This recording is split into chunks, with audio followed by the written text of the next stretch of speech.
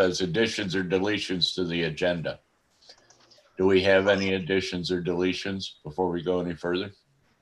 Not that I'm aware of. Okay. Shall we open it up to the privilege of the floor then and see what people want to speak about? Yes. Okay. Oh, do we need to enact? We don't need to enact a, we've got everybody here. It's harder to tell this way, but. Okay, let's let somebody in for the privilege of the floor. Okay. Hold just a moment.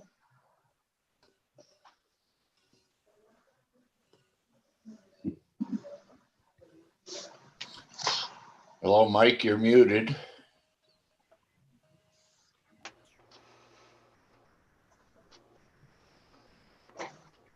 You're muted.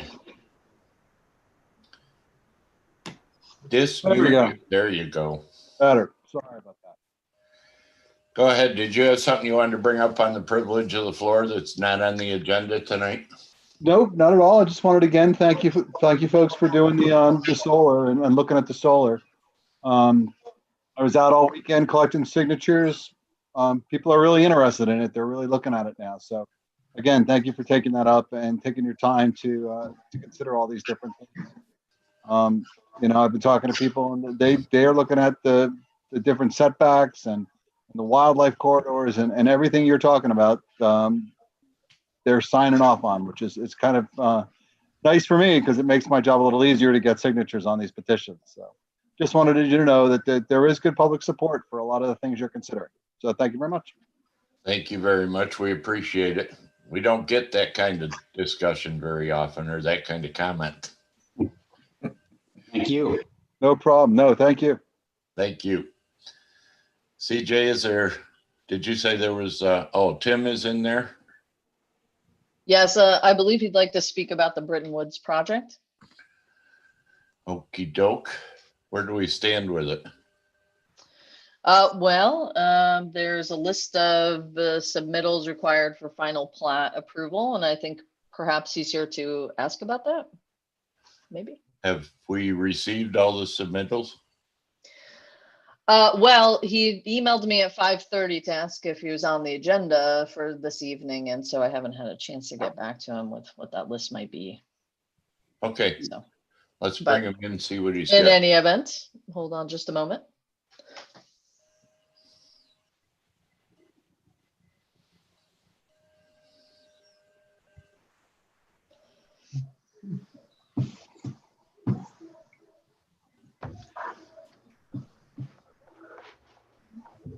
Whole bunch of bad body language showing on the screen here. Arms crossed, hands in front of mouths. Boy, we're doing great. We're all getting tired. At the end of the month. This is the beginning of the month, Lynn. I'm finding it pretty close to the end already in my life. Busy. Tim, are you there? You're muted, Tim. There you go. Is that better? So Yep. Much better. yeah, I don't know if you have time to talk about it or not, but I think, you know, and I just checked in to see if, because I talked to you, Jerry, about maybe talking about this, and I think we're pretty much all set with the stuff, except for what we can't do until we get the final plat approval. So I can turn my camera on too, I think. So are we missing anything, CJ? Well, I'm frankly not prepared to talk about this because I don't have that list in front of me right now because And it this wasn't on project's not on the Yeah, agenda. yeah, it's not on the agenda, I guess. So we did give the final plat layout. And I think that was done back in October, middle of October. That shows all the easements and all the records and everything, and all the other items on the list. I got the list out a week or so ago. We've either completed or we can't complete, like we can't do Bolton Point or we can't do Health Department until after the final plat's approved. So. Okay, but now we're sure that we have everything in for the final plat? I think so, yeah. But I can get with CJ. I don't want to take up your time tonight. Yeah, let's have Okay. communication. Yeah, Yeah. so I'll talk to CJ this week and we'll get it squared away, so. Okay, thanks, Tim. Okay, I thanks, guys. apologize. I never got a chance to talk with CJ. Okay, that's okay. I've been busy too. I understand it, so. I had to take my parents to Florida, Oh, geez. so I've been gone for a little bit here. I hope they're not down there in a hurricane. Actually, in Bradenton there, we don't worry too much about hurricanes. Yeah, well, that's good. So anyways, that's. All right. Okay, Thank you. see you. Thank you. Yeah. guys. About Bye. Drew Brees. Okay. Is that all that we have in the waiting room, CJ?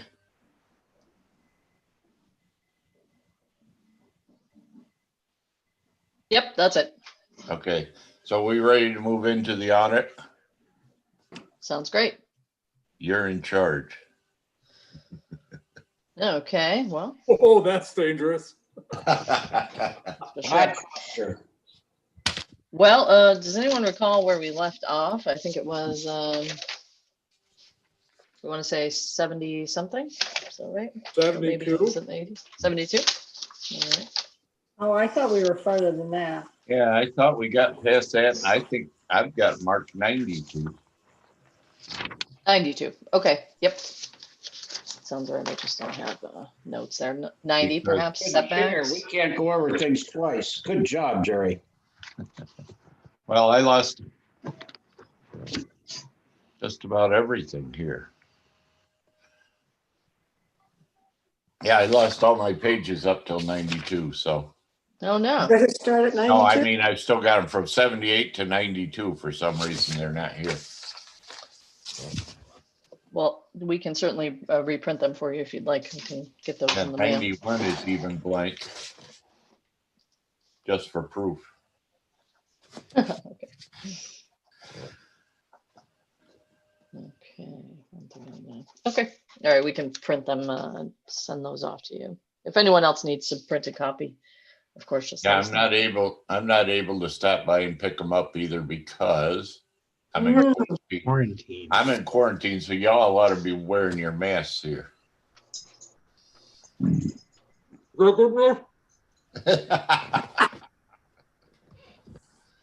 All right, well, we are happy to print and mail so that Thanks. you are not coming to see us. Okay, so are there areas in the community where a maximum setback would also be desirable? I feel like we did speak about this just briefly about maximum setbacks. Yeah, seems to me we did.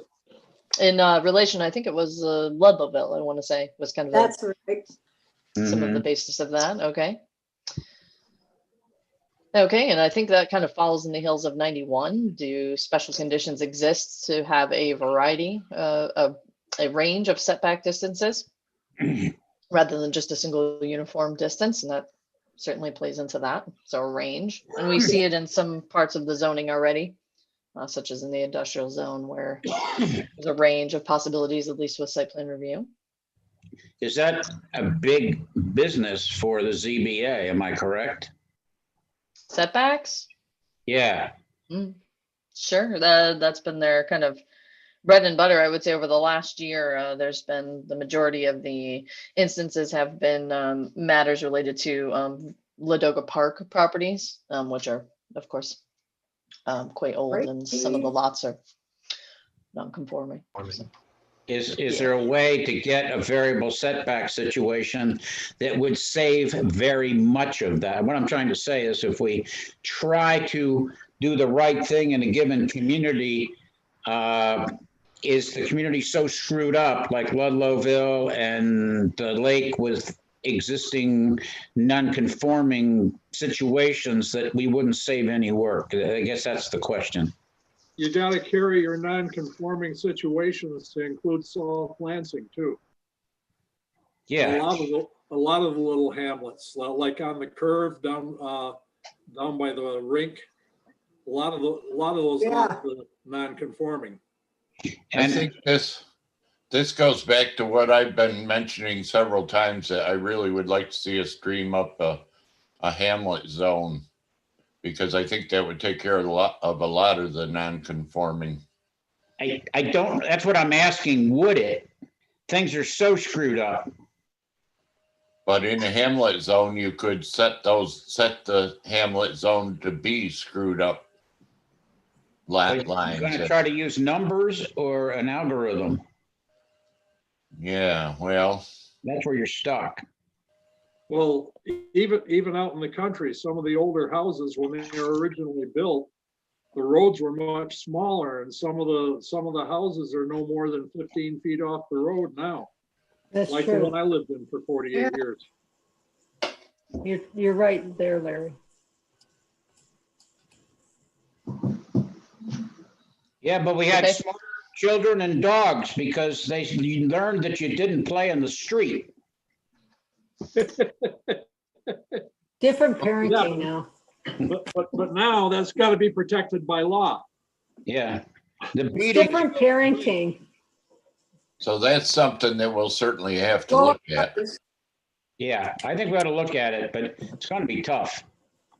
But we'll continue with the audit here because we're not trying to come Right. up with solutions. I got a question about 92. Okay. I'm assuming this refers to the different roads. Measuring, Right. It could be roads. Center of the road. yeah. Yeah. And the town, the county, and the state all have different setback widths that they claim. Unless they were to make things uniform, I don't see any way that we can get around specifically stating what those setbacks are for each of the roads and having the ordinance set up to vary accordingly. But if it's from the center, Well, if it's from the center, that screws up the front yard setbacks. Because on a state road with a 60 feet from the center line, all of a sudden, what was once a 30-foot setback becomes 20 or 15, depending on if you're on the area. or it's 80 feet and that's to the edge. 75. So you know,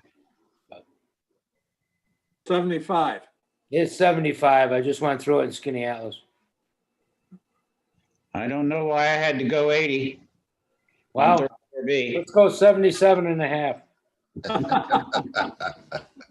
It was my idea on the major connectors to have the houses go back further, but when I rebuilt the garage, I bought a lot of freaking gravel. That's good. The Oh, drain- yeah. the I drain- think one thing that we were thinking of was just clarifying how we measure things like lot dimensions, being clear about what setbacks apply to what kind of structures. If you end up doing something like build to percentages, like the width of a lot, you might like to see, built out, especially for a smaller, like a smaller subdivision, meaning perhaps a large subdivision, but that has, plat or lot sizes that are smaller, and you want a build out percentage because you want the house to meet more of the street. And then depending on how fastidious you wanted to get with building stories. And I think we do a good job of measuring height, but we don't talk a lot about things like transparency. And maybe that's not necessarily something we need, but the distance is applied to just more than roads. It's a variety of situations that we'd be talking about. But the distances have to do with setbacks in the various areas, right? Yeah, they can apply to anything that would be measured, just Okay. to clarify what that would be. Yeah. So the biggest variation is beyond our control in that case is the roads. Yeah, but Everything is else, this everything else. the we can pretty method? much- What do you mean by the method of measuring distances? We're not talking about what we're actually measuring, but are you talking about whether you're measuring it in feet or rods or chains or? From the is that middle of what the road to question is? the edge of the road. No, Yeah, we measure from the center line. Right. Yep. But that would be Places, people don't think that way. I don't know whether that's good or bad, but, you know, and I think every situation changes depending on the zone you're in. Right. The problem with measuring from the center of the line is the bigger the road, the closer the house can be to the road, Right, to the edge of the road. right. And that's why we did 34B with the 80 feet. But that means that we end up with separate setbacks for roads or road types rather than zones. Correct. Yeah, well, the problem is that you can't really ever find the edge of the road unless we have unless we're all surveyed and we have a spot where we can call the edge of the road on a map. But then you have the slant of the road in relation to the orientation of the house. And it's the closest corner to the road. I went through this, I just sharing. Yep. And it's the corner of the roof, not the corner of the pad. But Agreed. it's also, when I built my wood shop here, Lynn and I had to jump through hoops in order to get 15 foot from there and 10 feet from the house and all these little things that ended up, there's a little spot that's about a foot bigger all the way around that the thing would fit in. Mm-hmm. And that's where it had to sit, which ended up having it in an angle that's not really very pleasing, but it does go with the lot line, which in my opinion is a not a nice thing to do to somebody either. If the lot line is not straight to make you build something that doesn't line up with the rest of the buildings on your property just because you're trying to keep a lot line setback, but maybe that's for the zoning. And only the ZBA can handle that. Yep. Unless you have an AI algorithm that's going to sort it out. I've not heard of that yet. CJ hasn't got one, so it doesn't exist. Get an intern working on it, CJ. I'm sure it's out there somewhere. We just don't have access to it. Well, we know we got an issue with 92, so let's go on to the next one. Okay, existing setback lines and present regulations adequate to permit homeowners to build closer to the road or for privacy. So this touches a bit on the previous Yeah, I think question about variable setbacks might be something we could entertain. If everybody would let me comment just for a minute, I don't think we're at the point yet where we have to tell people they can't set their houses too far back from the road. As long as they've got room for backyards and side yard setbacks, they should be allowed to put their houses as far back as they want to. Yep, I agree. I agree 100% unless it's a mini neighborhood of many houses. And, you know, as CJ was talking, you wanted to have a, I'm not going to say, I guess, it's B zone that was very flexible and you wanted the houses on the road so you could talk to the person on the sidewalk and kids could play appropriately in the road. Under supervision. If more kids played in the road, we'd have fewer political problems today. It's a rather firm lesson. Moving right along.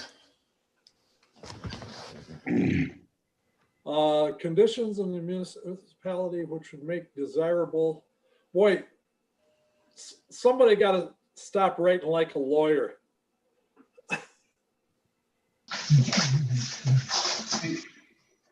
I think things Mike is talking about is things like solar panels.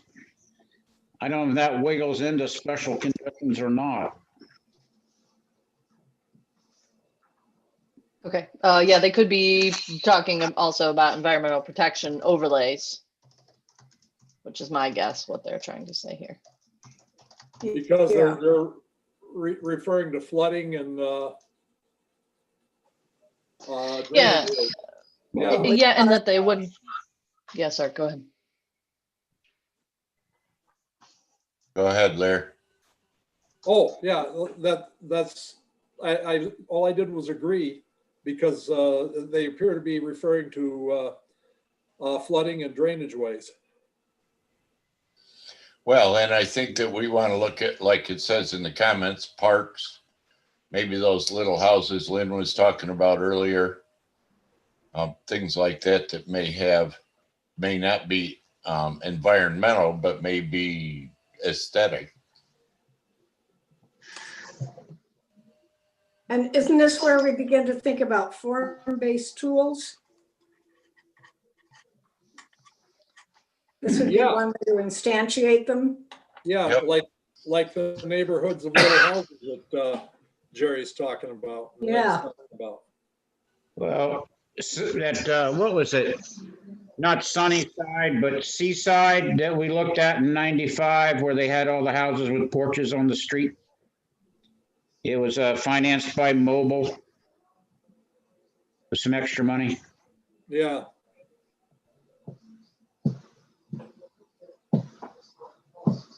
We don't do that yet, but we might get it. Okay, but I think what I do here, and I did hear come up during the recent review of a subdivision, was that there was some concern related to drainage ways, areas subject to flooding, and those new maps are going to be coming out soon. So this is a really good time to take a look at that.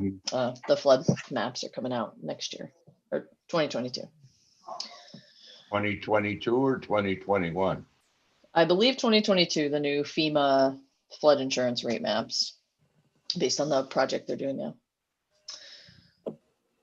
Okay, so I'm hearing, yeah, there's a whole bunch of situations. We did talk about, yeah, I think we talked about a variety of environmental protection overlays that would obviously not be applied uniformly. They would be applied based on environmental conditions, and they would kind of just sit on top of the zoning, the base zone.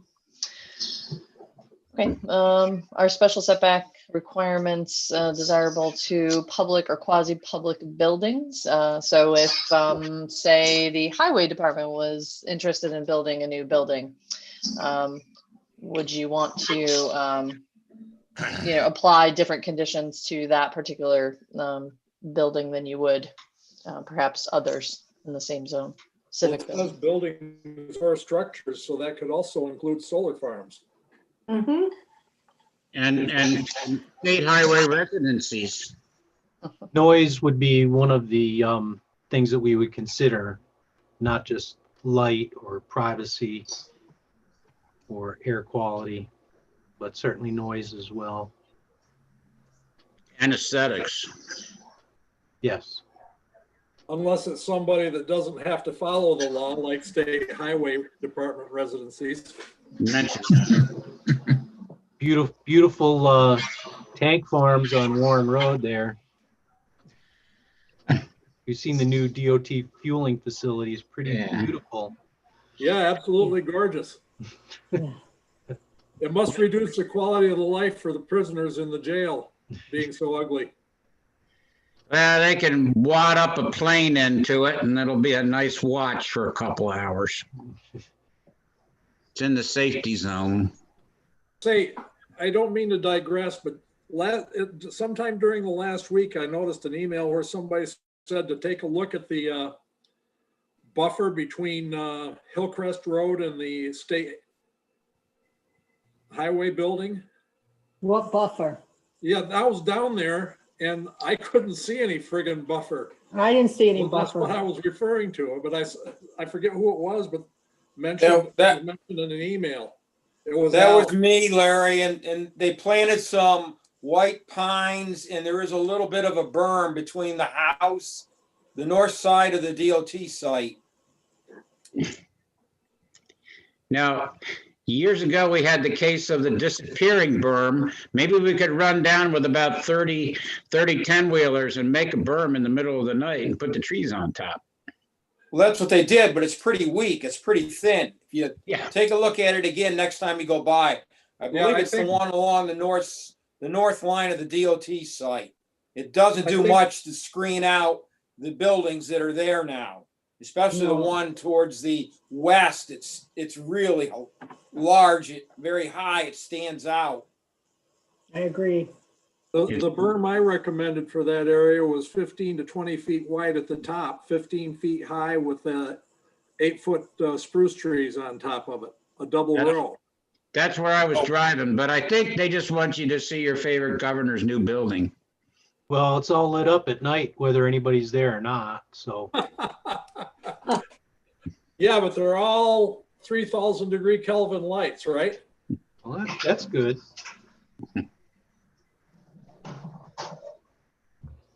All right, let's move ahead. Thank God we can't be arrested yet for being facetious. Yet is a. You're on tape, buddy. Word. Hang in there. But maybe we can be cellmates. Probably be re-educated. Take your glasses, just like the Chinese. See, you caught the reference, didn't you?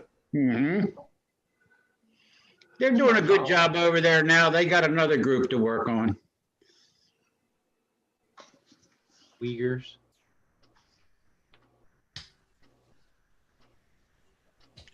Okay, 97.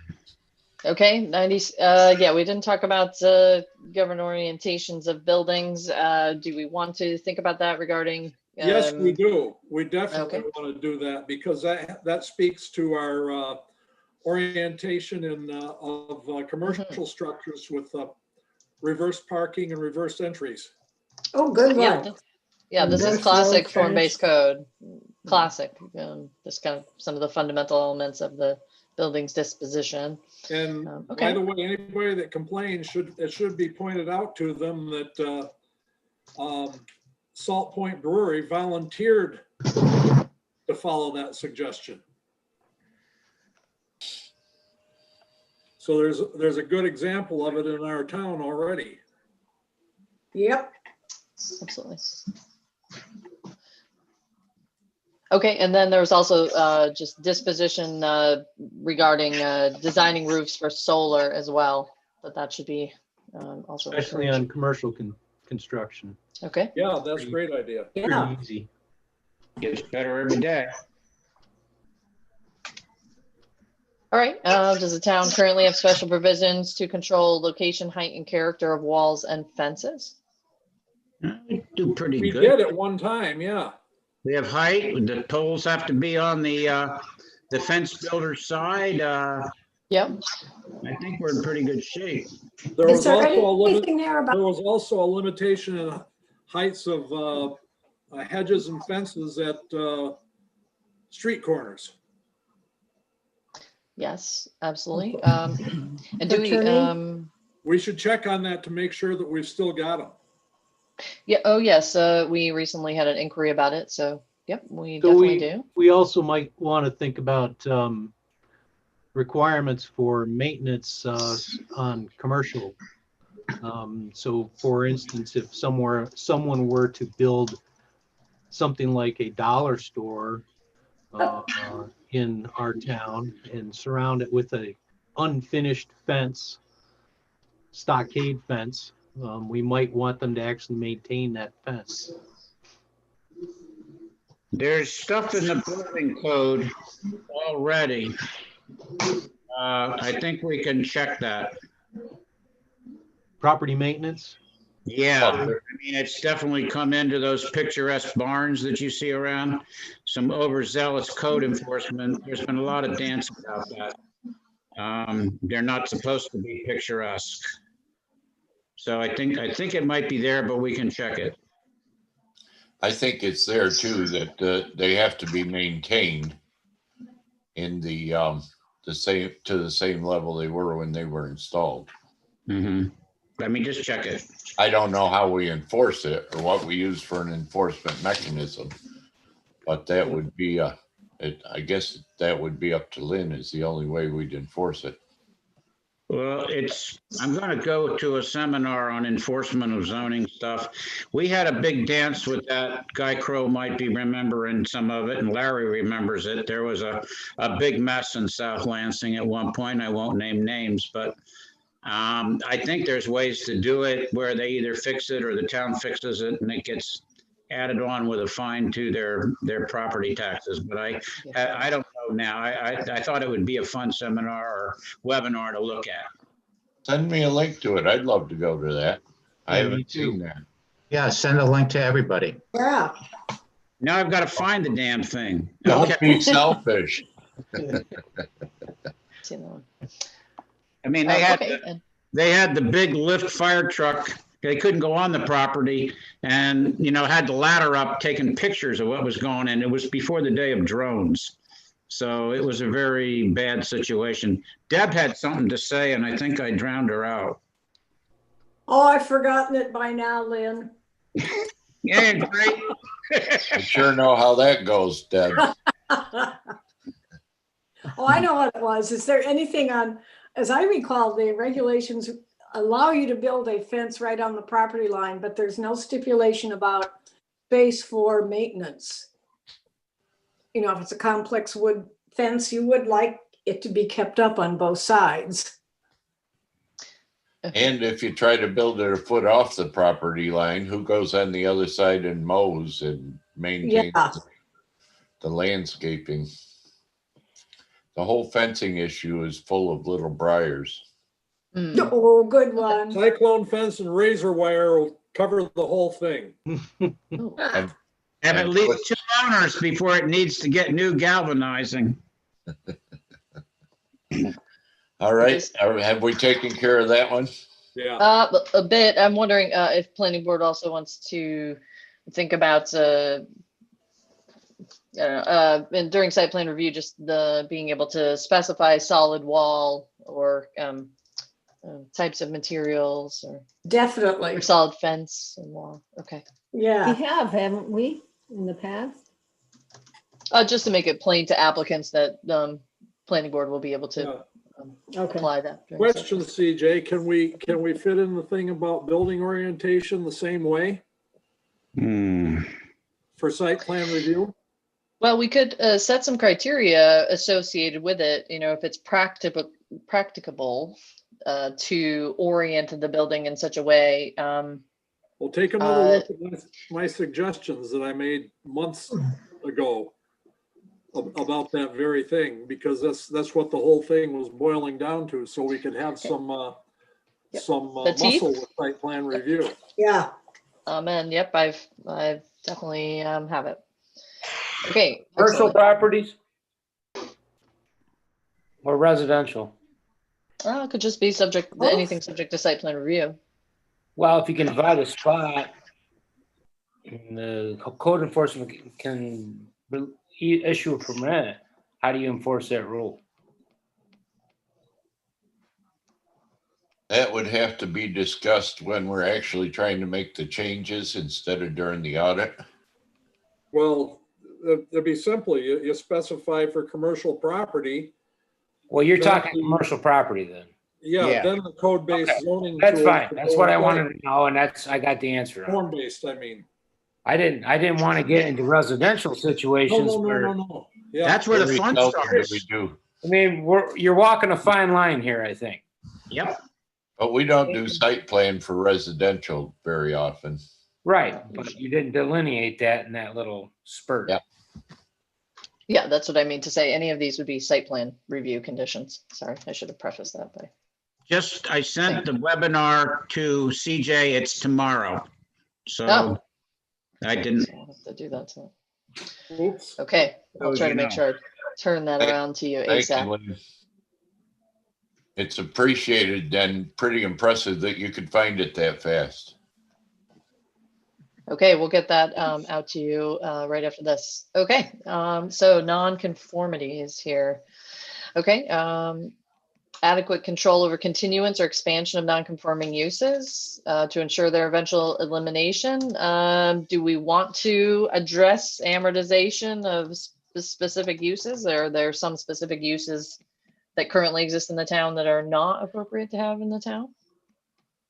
Well, let's look at it the other way. There are uses which were allowed when they were started and they're still appropriate, but they're no longer conforming uses because of changes made in the zones. I think what we've got now is if a use isn't maintained for the space of a year, then it can't be taken up again. Isn't that the case? Yep, that's about 12 months. Yeah. That's pretty strict. Let's not try to repaint the horse. The horse ain't limping.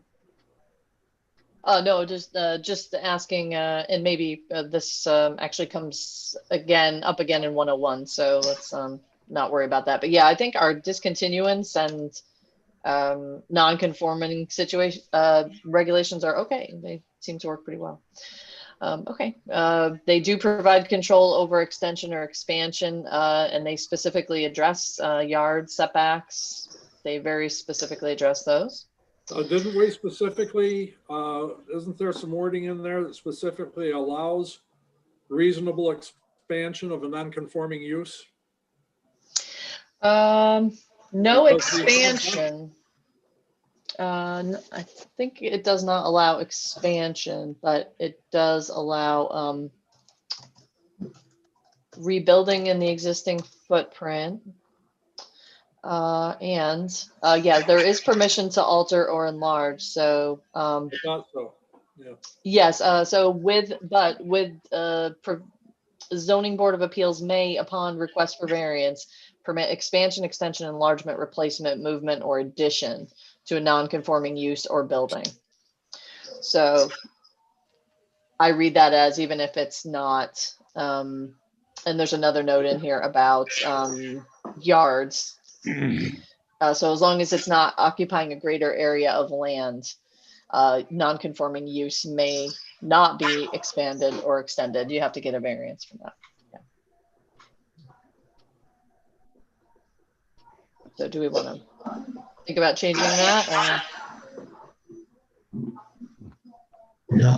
Well, only to the extent that we don't have so much business or employment in the town that we can afford to chase them away by not allowing them to expand if they have the opportunity.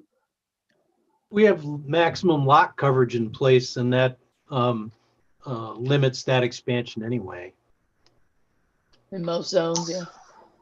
But I'm talking about the non-conforming uses. If a successful business is simply because of their longevity now non-conforming in the area that they're placed, we don't want to chase them out. Oh, well, is there some examples we want to look at? The sample properties that we'd want to That look seems like a decision for the ZBA. okay, so you'd like to get ZBA's feedback on that. All right. Yeah, because there should be some standards by which they'd be able to look at the benefit to the town of allowing the expansion. Well, shouldn't the ZBA take care of that? They should be allowed to take care of that. Yeah. But right now, I think their hands are tied. I would second that. I'm not understanding. I thought we are allowing expansion. Didn't she just read that we do allow expansion in the non-conforming zones? Yeah, she just. Non-conforming usage? Yeah. Yeah, she just read that. And then she said, no, not without the okay of the Board of Zoning Appeals. That's correct. So which is it? I don't. So do our zoning regulations allow expansion of non-conforming usage, or does it have to go before the zoning board of appeals? Always before the zoning board of appeals. So here's a chapter on continuance. So the non-conforming use of land may not be expanded unless a variance has been granted. Okay. But there can be conditions like a couple of folks I'm hearing saying the planning or the zoning board could have some criteria by which it would help them make a determination on that type of application. Yeah, this you can put it under the general heading of not throwing the baby out with the bathwater. Okay. I mean, if they meet setbacks in the Right, go maximum back to lot that one, coverage. CJ. Oh, okay, yep. Go ahead, Dean. Oh, just Sorry if to they interrupt. meet the the requirements for setbacks and maximum lot coverage, then it would seem like something that would not need to go to the ZBA. Because B certainly says, or an area variance has been granted, so that would suggest that there are ways of doing it without going to the ZBA. Well, he's the only one that can grant any kind of variance. How about a hypothetical about an auto repair shop that buys the property next door? They're non-conforming use and they want to expand into that new property that they just added onto theirs. I think you want the ZBA to look at something like that. Definitely something like that. Well, yes. and it needs site plan. But there again, the ZBA needs some wiggle room that they should be able to make consideration of the fact that true value is being provided to the town by way of providing tax dollars and employment. Don't you think it depends on the business or the industry? I mean, I feel like it's case by case. Also, Exactly. the location is, That doesn't go against anything that I've said. the location is going to be important too. So you take the example that Joe just gave. Is the land next door that they just bought not suitable for something else, for instance? Well, number C here, or letter C, sorry about that, says that the lot cannot be reduced or the dimension through the subdivision so as to increase the amount of nonconformity. So I would think that, although this says reduced, We could add reduced or enlarged. but I would think that that would take care of the example that Joe brought up. But I think the A and B seem to be in a conflict here. One is use and one is building. So the non-conforming use may not be expanded, but the footprint of a non-conforming building, so say the use is allowed. So our question here was, can the building be expanded?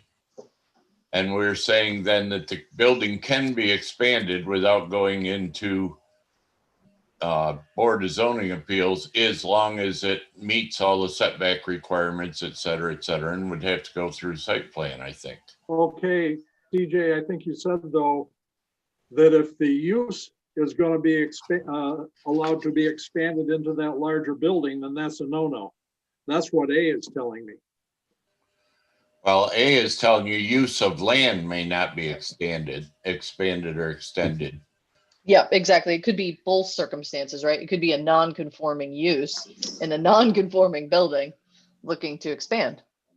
But yeah, if I'm not it's- seeing that if a non-conforming use of the land would be expanded if you built if you put an addition on it.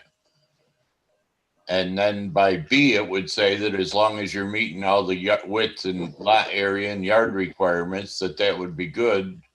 Or you could get a variance if you didn't meet that. So it seems to me that A and B there are still in conflict with each other. I agree with one Jerry. is the use of land. One is the use of the land, which is probably being considered by an expansion of the property. Now, maybe that means other uses of the land that are non-conforming. I can't think of any examples right now, but they're trying to say in B that the building can be expanded, but a non-conforming use of the land that is not the building would have to go through a variance. I mean, that's the only way I can make those two work in my head. Well, let's carry it another way. B says the building can be expanded, but A says that the non-conforming use cannot be carried out in the expanded portion of the building. What about uses that don't require a building, but require space on the property? Like storage? Yeah, So that, I think, under A, you would have to get a variance. Well, I think it's obvious that whole thing needs to be worked on, right? Right. yeah. Yeah, It that's certainly is confusing the way it's written. And if it isn't, we can sure as hell make it confusing. You've already succeeded. We will succeed. I think we have to be a little careful about what uses we think are good for the town too.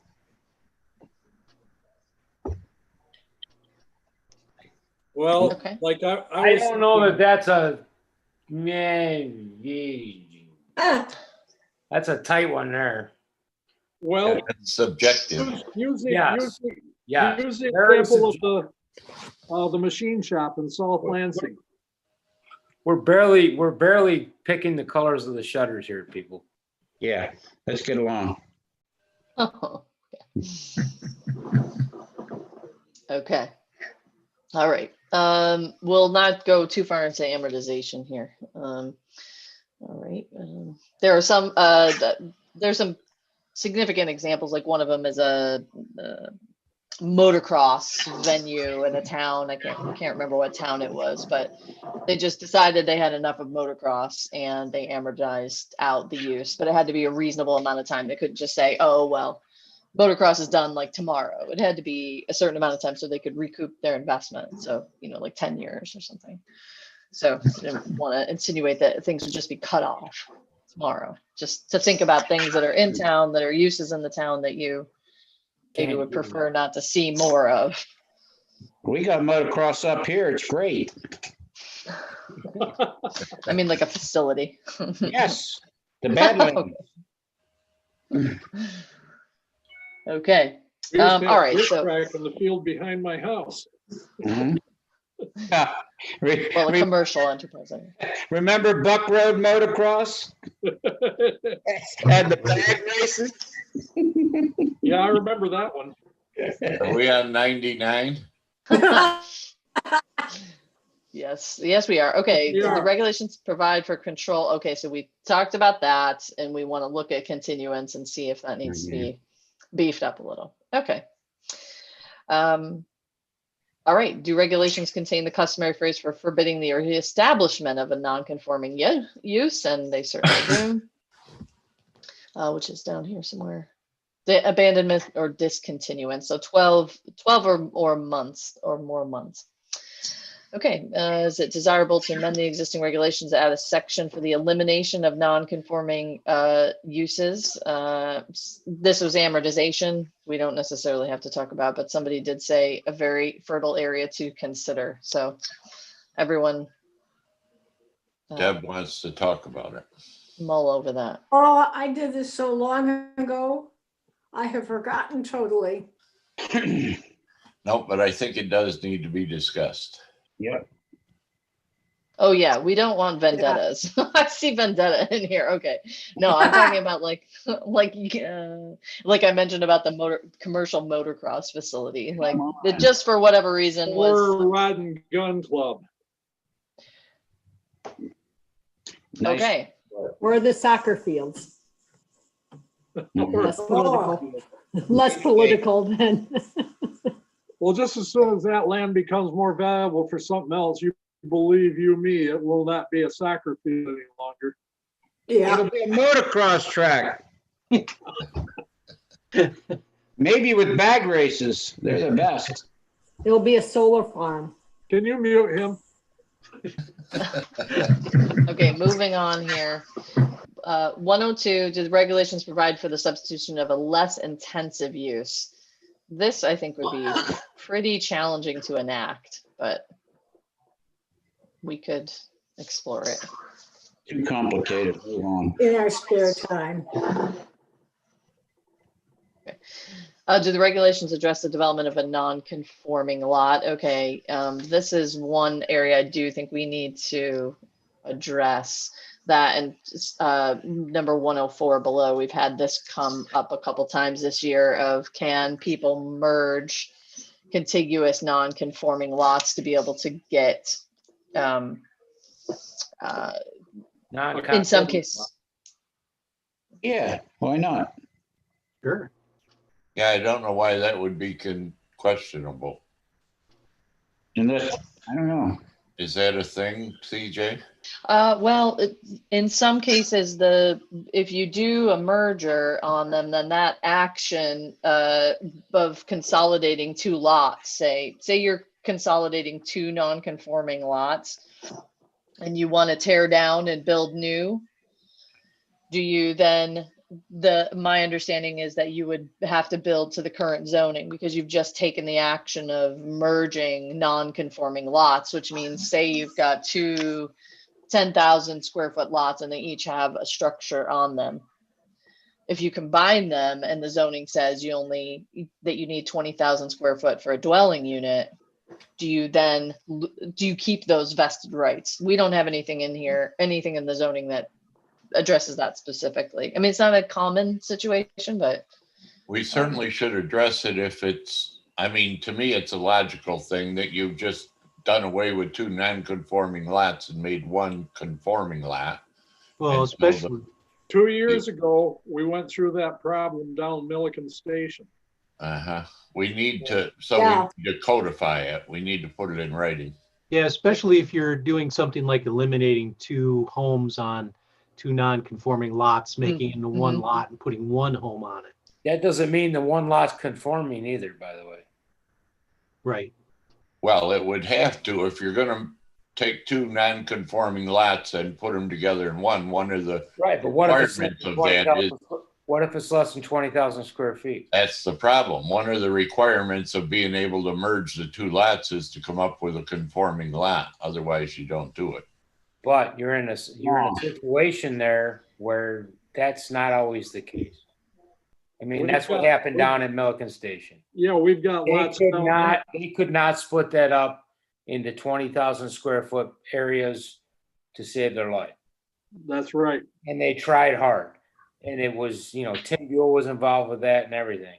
So Then they have to go into Right. the Board of Zoning Appeals. right. And then, But I think what we're saying is that if you can take two non-conforming lots and make them into one conforming lot, that's fine. Do we it. should allow that. Guys, But so we're throwing a lot on the ZBA right now. well, there are other areas where non-conforming lots or where lots can be non-conforming, like not having enough road frontage, like being landlocked, things like that, that could easily be taken care of by merging it with another piece of property. And that has nothing to do with whether or not there's a house on it. It just suddenly, by merging two pieces of property, you make a non-conforming lot that was either landlocked or didn't have enough road frontage, then it becomes a conforming lot. That's fine, but We don't have a you're problem still in with the that. possibility of doing the opposite. True. So, I mean, I'm not saying there's got to be a codicil for everything, but there's got to be a way not to go in for, I mean, the ZBA is fine and they're very reasonable. I'm not saying anything about it. But what I'm saying is that we can't lump everything together, and we've tried to do this for how many years? A lot. So, I mean, there's got to be conditions, I don't know. I agree with How tight do we go? How tight do we not go?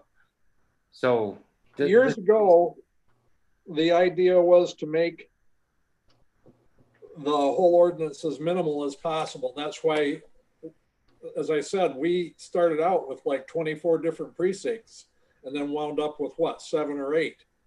Well, we found in the past couple of years in our discussions here, well, maybe there should be different a few more different precincts to allow certain different intensities of use. So I don't disagree. You're absolutely right. I don't disagree. okay.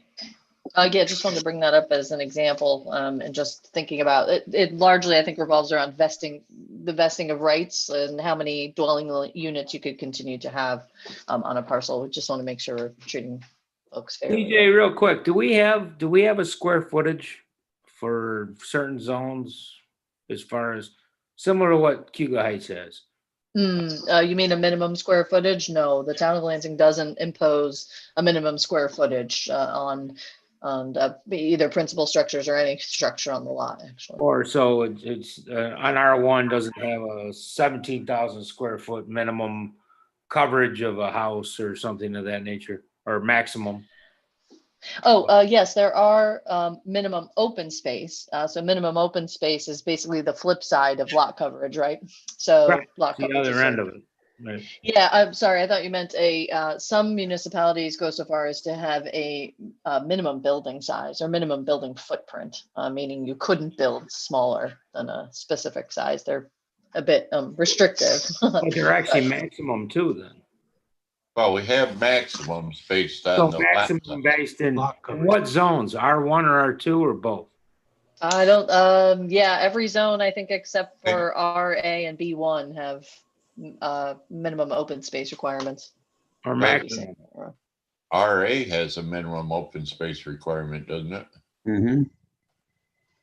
And I think B1 does. I think all the zones, you have a certain percentage that you're allowed to cover the lot. Yeah.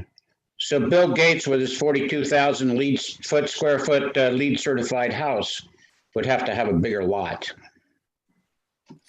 No, it was only Certainly. 41,000 square feet. Doesn't matter. Yeah, so this is minimum open space here is basically the flip side of Right. maximum lot coverage, right? So there's none in RA. Theoretically, you could Do anything you want. do lot to lot Right, lines as long sustainable. as you left 15 feet on the side rear and 60 from the front. You could theoretically cover an entire lot with like an Amazon warehouse or something like that.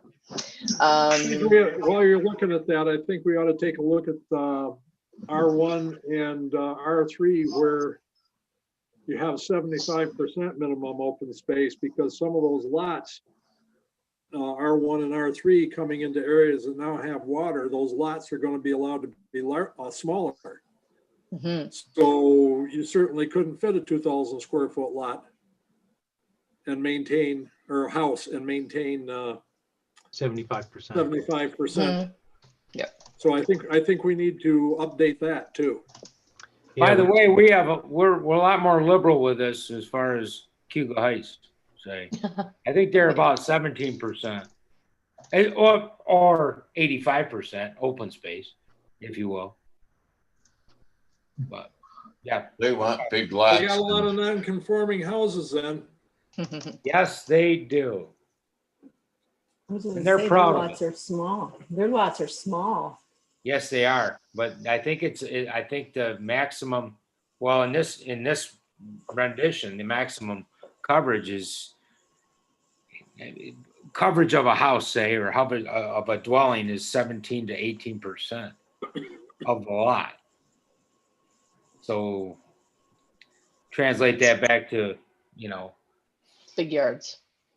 That's a big yard, So, Yeah. not a very big house. so CJ, you want to make a note about the vested rights for the non-conforming?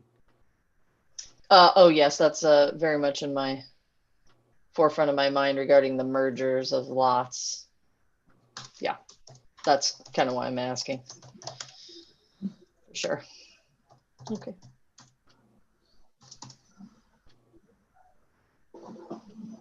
Okay.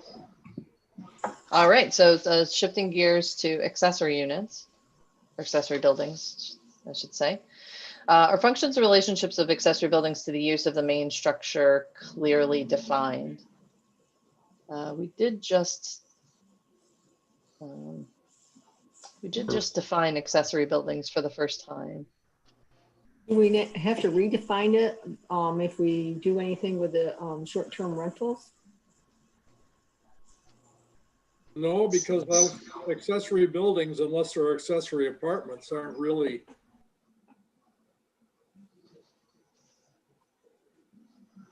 Involved in short-term rentals. Yeah, so we just introduced the definition of accessory structure. And I believe we also have, but I don't think we have any relationship about where they can be in relation to a principal structure as long as it doesn't violate the building code, which, if that's okay with you guys. Then. Yeah, it's always been, ruled more or less by setbacks. They have to maintain the same side yard and rear yard setbacks. This might come up more when you're talking about the event centers where they're having 4 or 5 buildings doing different things. I think you might want to think about it in terms of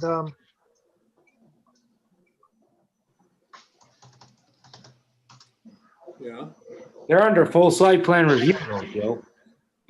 right, but you might want to give the planning board a little bit more control over saying where buildings are when you're putting 4 or 5 buildings on one lot to do an event center.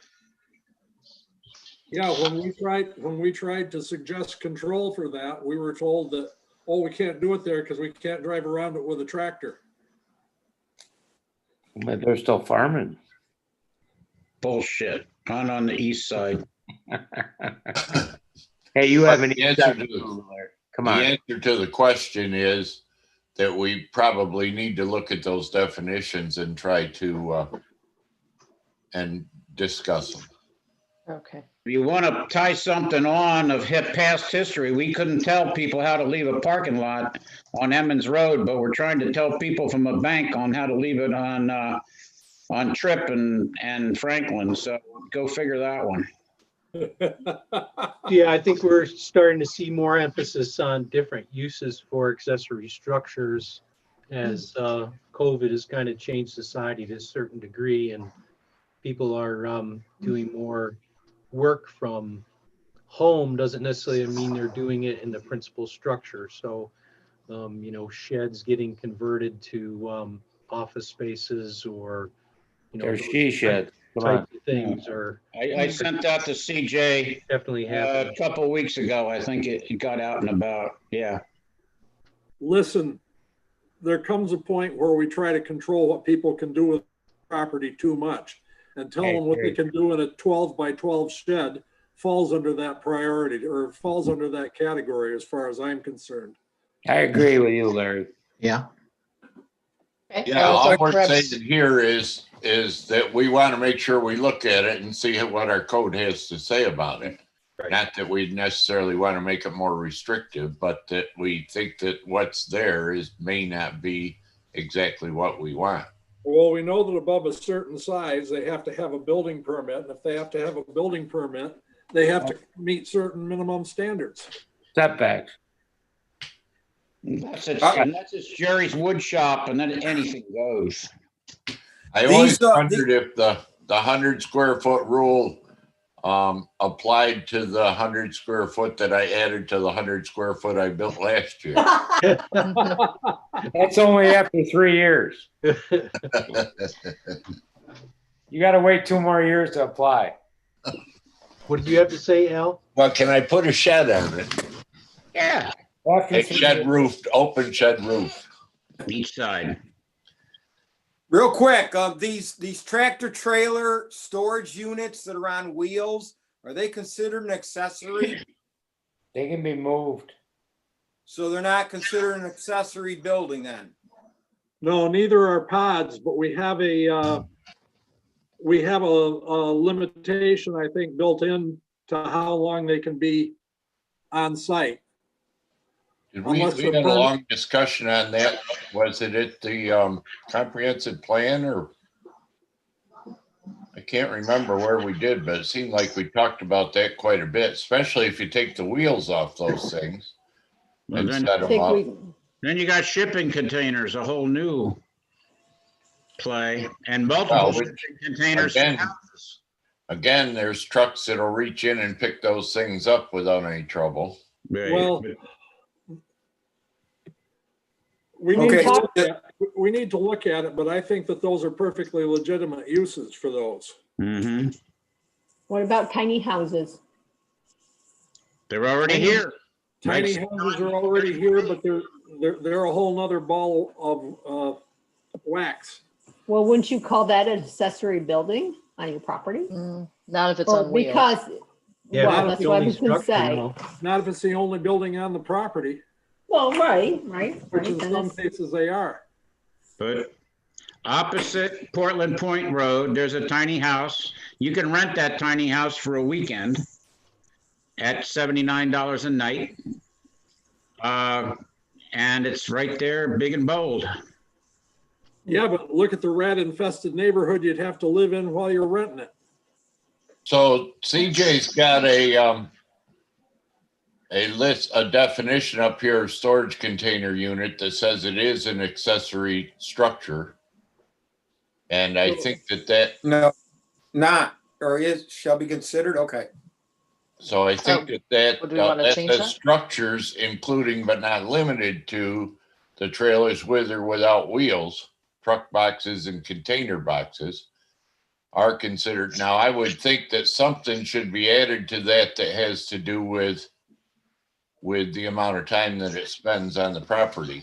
Okay, like a construction trailer?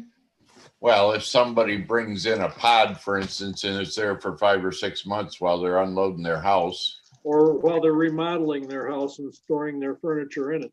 Yep. So Okay, would you wanna- temporary, we should have a time limit on it, I would think. Okay, You might want to go to a year on that. just have CJ, them come and talk to the town. Okay, yeah. CJ, please take another look in the zoning ordinance, because I think we discussed that when we made the last zoning change. Okay, maybe that's been updated, meaning with the pod. recent work that you Yeah. guys did? Yeah, Yeah, I don't know, but I remember a long discussion about this too. and you know, it may be trauma-induced brain damage, but I seem to recall it. Okay, well.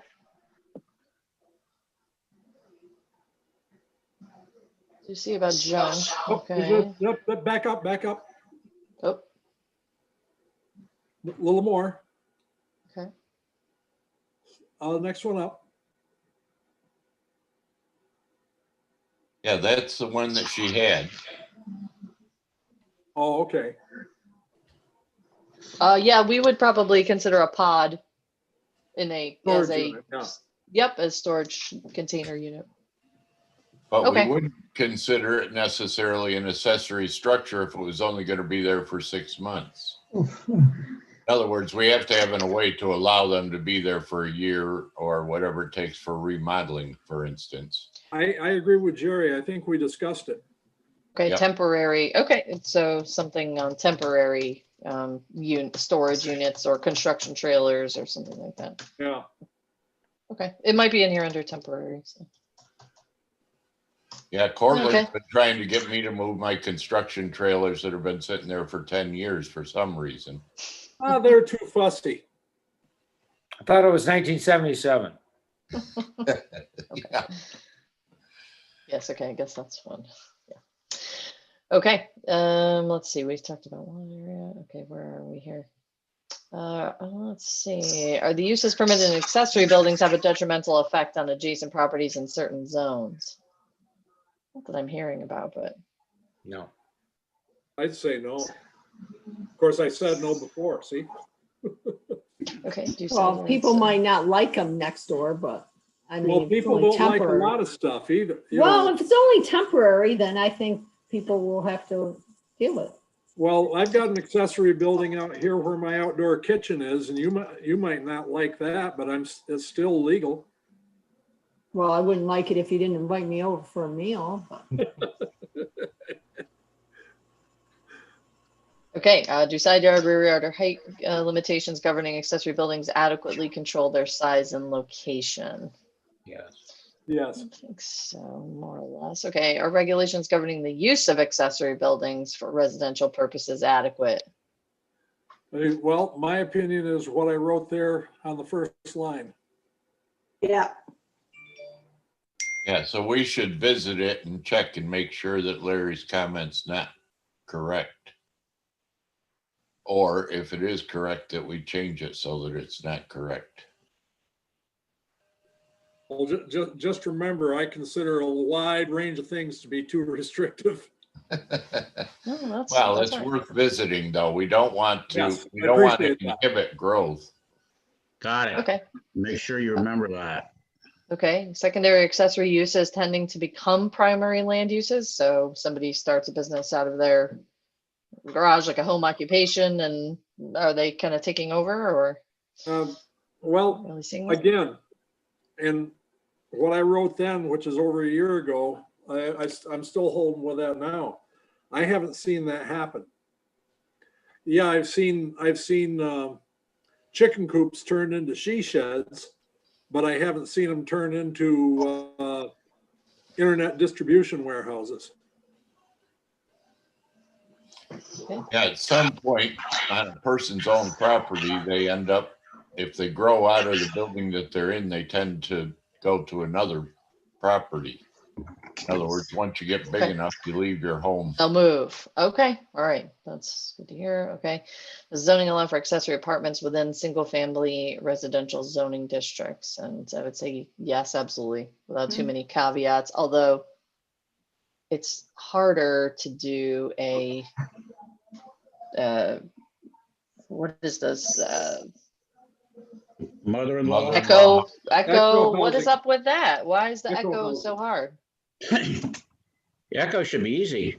That's what I was wondering. I'm like, oh, the echo is like you need like everything, a special permit, and I was just wondering if we wanted to make these kinds of things maybe a little. Yes, they should I'm be. all for making them straightforward. easier. I'm all I for think- making them easier.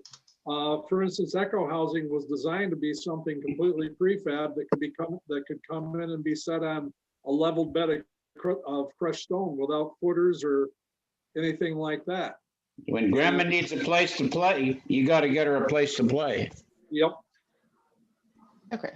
But I think that the problem, of course, is that the amount of time that they spend there and how long the echo housing will be there. And in these days, when people may have 4, 6, or 10 sets of grandparents, how many echo houses are allowed on your property?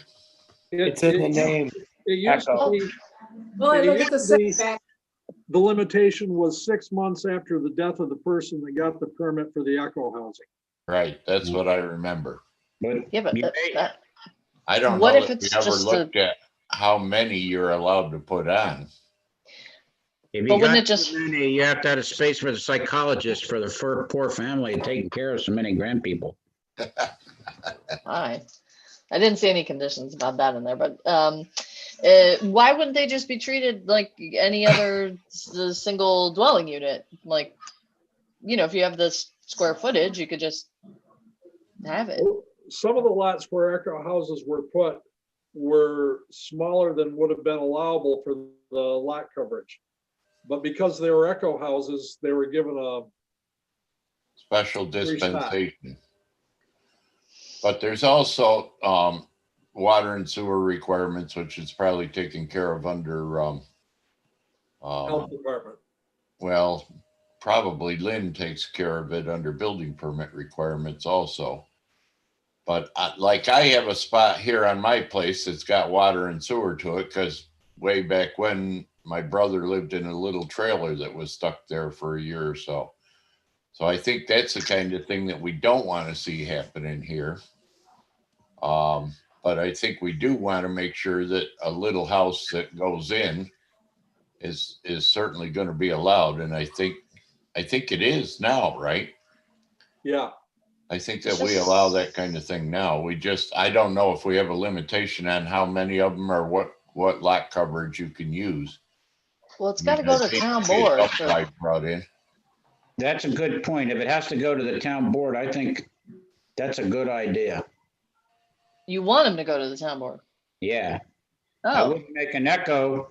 I think an echo should slide in, as quick as possible. But I think and I don't think the town board's gonna tell anybody that their grandparents can't live here. Right. Well, does it matter, like, I was thinking that some of the lot sizes and the PDAs are pretty small. I mean, is that not a concern? Not for an echo, in my Not the opinion. PDAs that we've done so far, because the open land that's left on the PDAs more than makes up for the small lot sizes. but if it was just a dwelling unit and just subject to the same rules, then like Sandy's saying, if the lot area is too small, then No. maybe then required to go. In my for- recollection, variance or echo housing got a buy on that. Yes. It Yeah, I should. think even if your lot size was too small, you were able to put it in, but I can't remember. We had to have put some sort of restriction on that because You Well, the can't have it restriction was- overhanging other people's property. The Let's put a restriction big was just question because mark and move on. there was a limitation on the, there was a sundown on the placement of the echo housing. It had to be removed within 6 months of the death of the resident. Yep. Okay, Oh. yeah, I don't know mean, if that these, was ever enforced. these gotta go to, These are, it's always a policing question, and who's policing this stuff?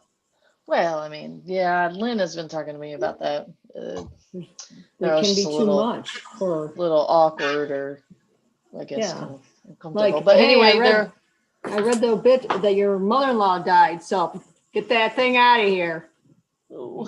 Yeah, 6 months is 6 months. I mean, you see what I'm saying? Okay, I but- wouldn't want to do that. Yeah, but That's why look, they get paid the big bucks.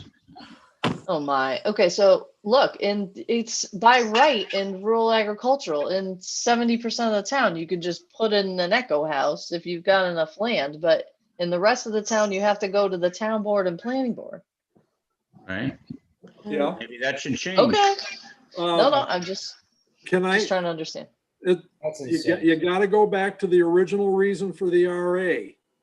When we wrote this, probably 40 to 50% of the town was not in favor of having zoning.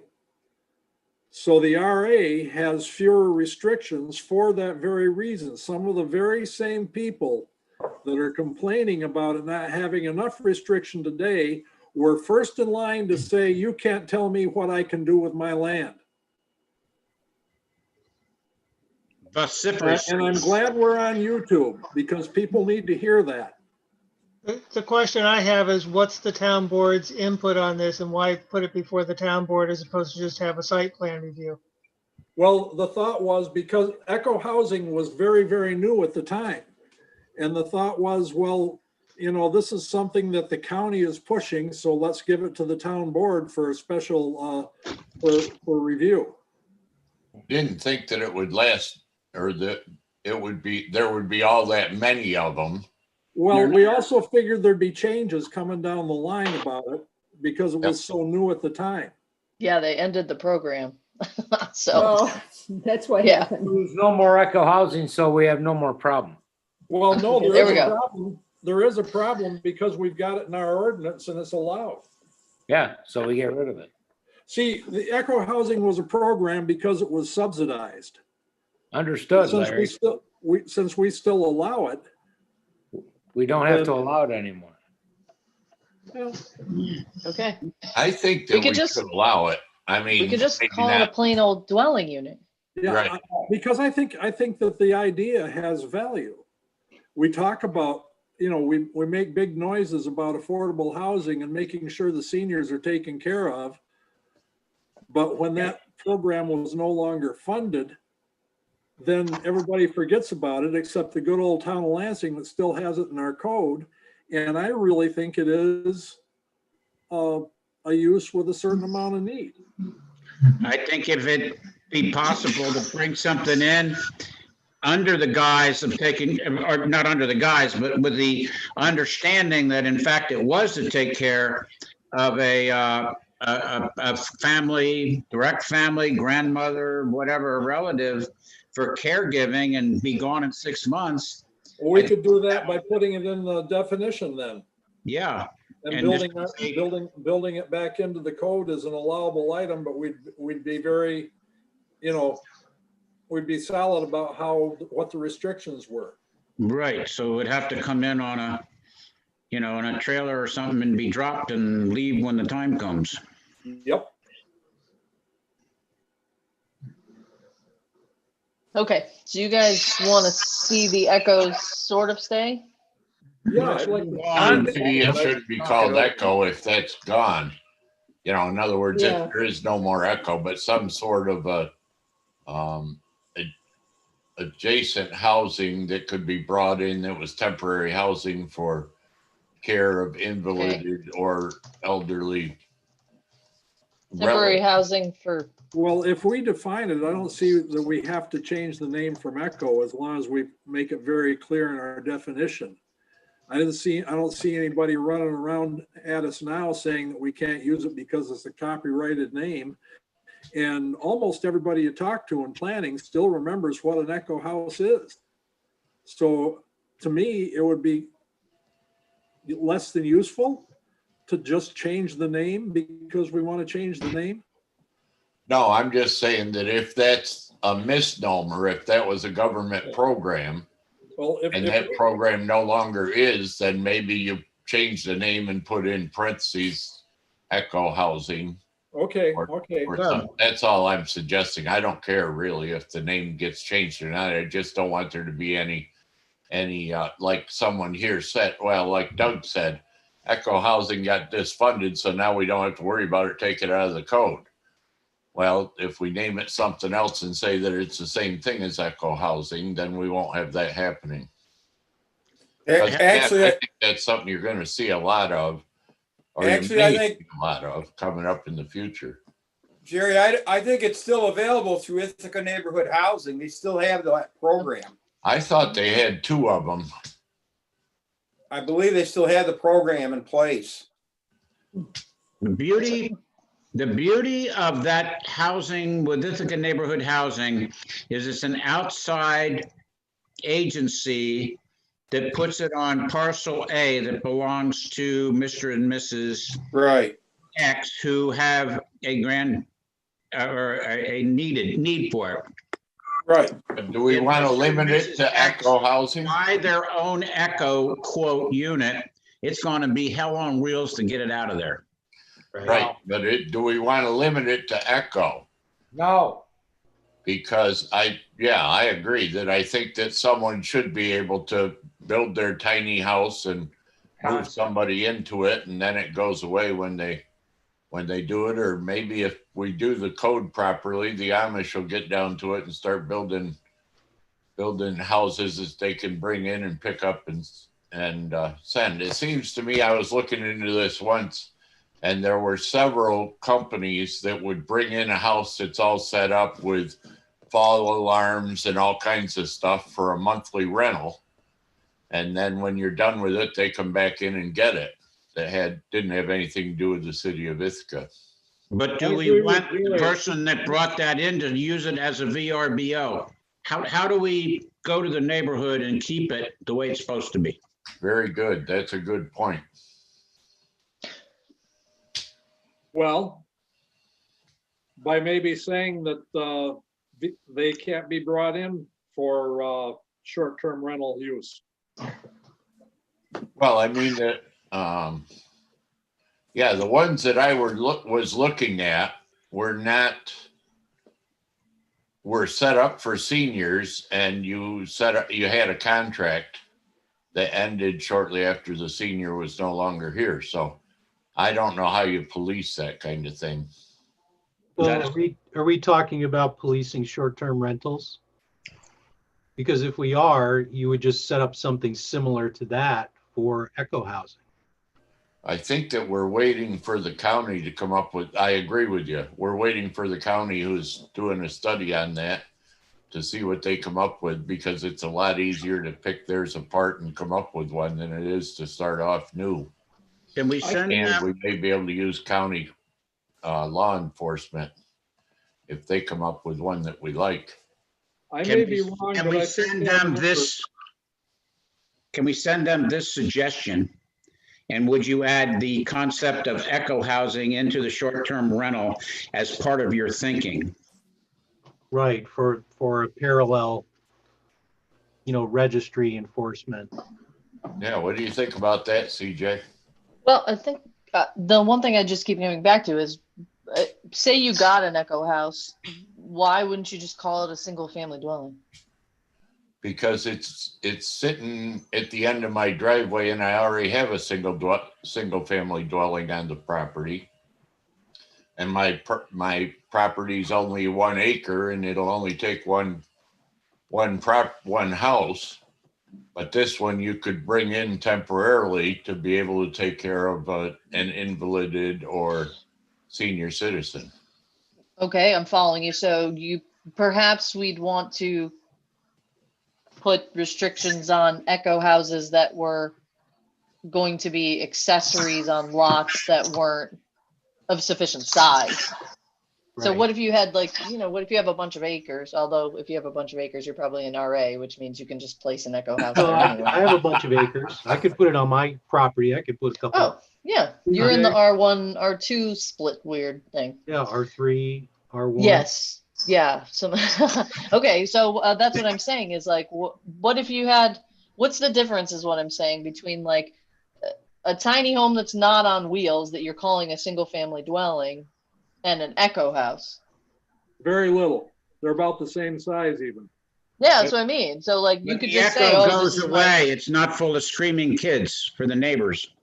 But Right. the Echo House ends up being being able to put on a lot That wouldn't. that is not conform, wouldn't take two single family dwellings. It's not large enough for it. Right.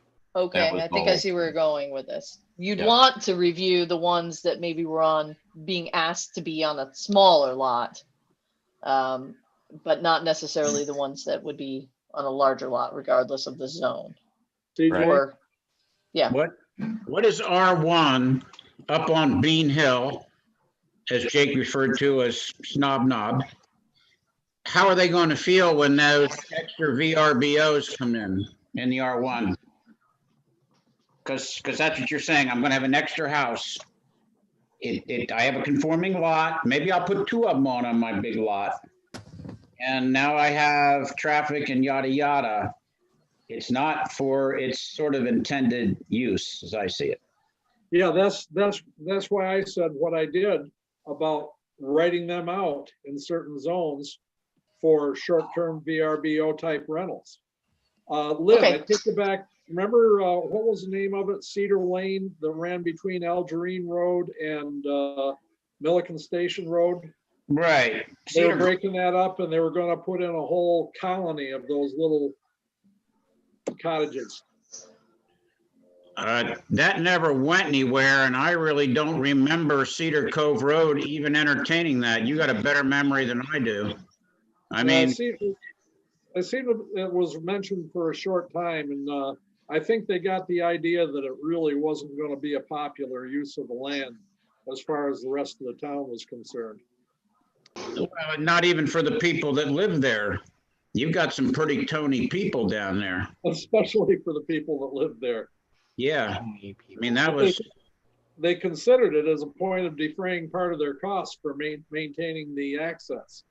right.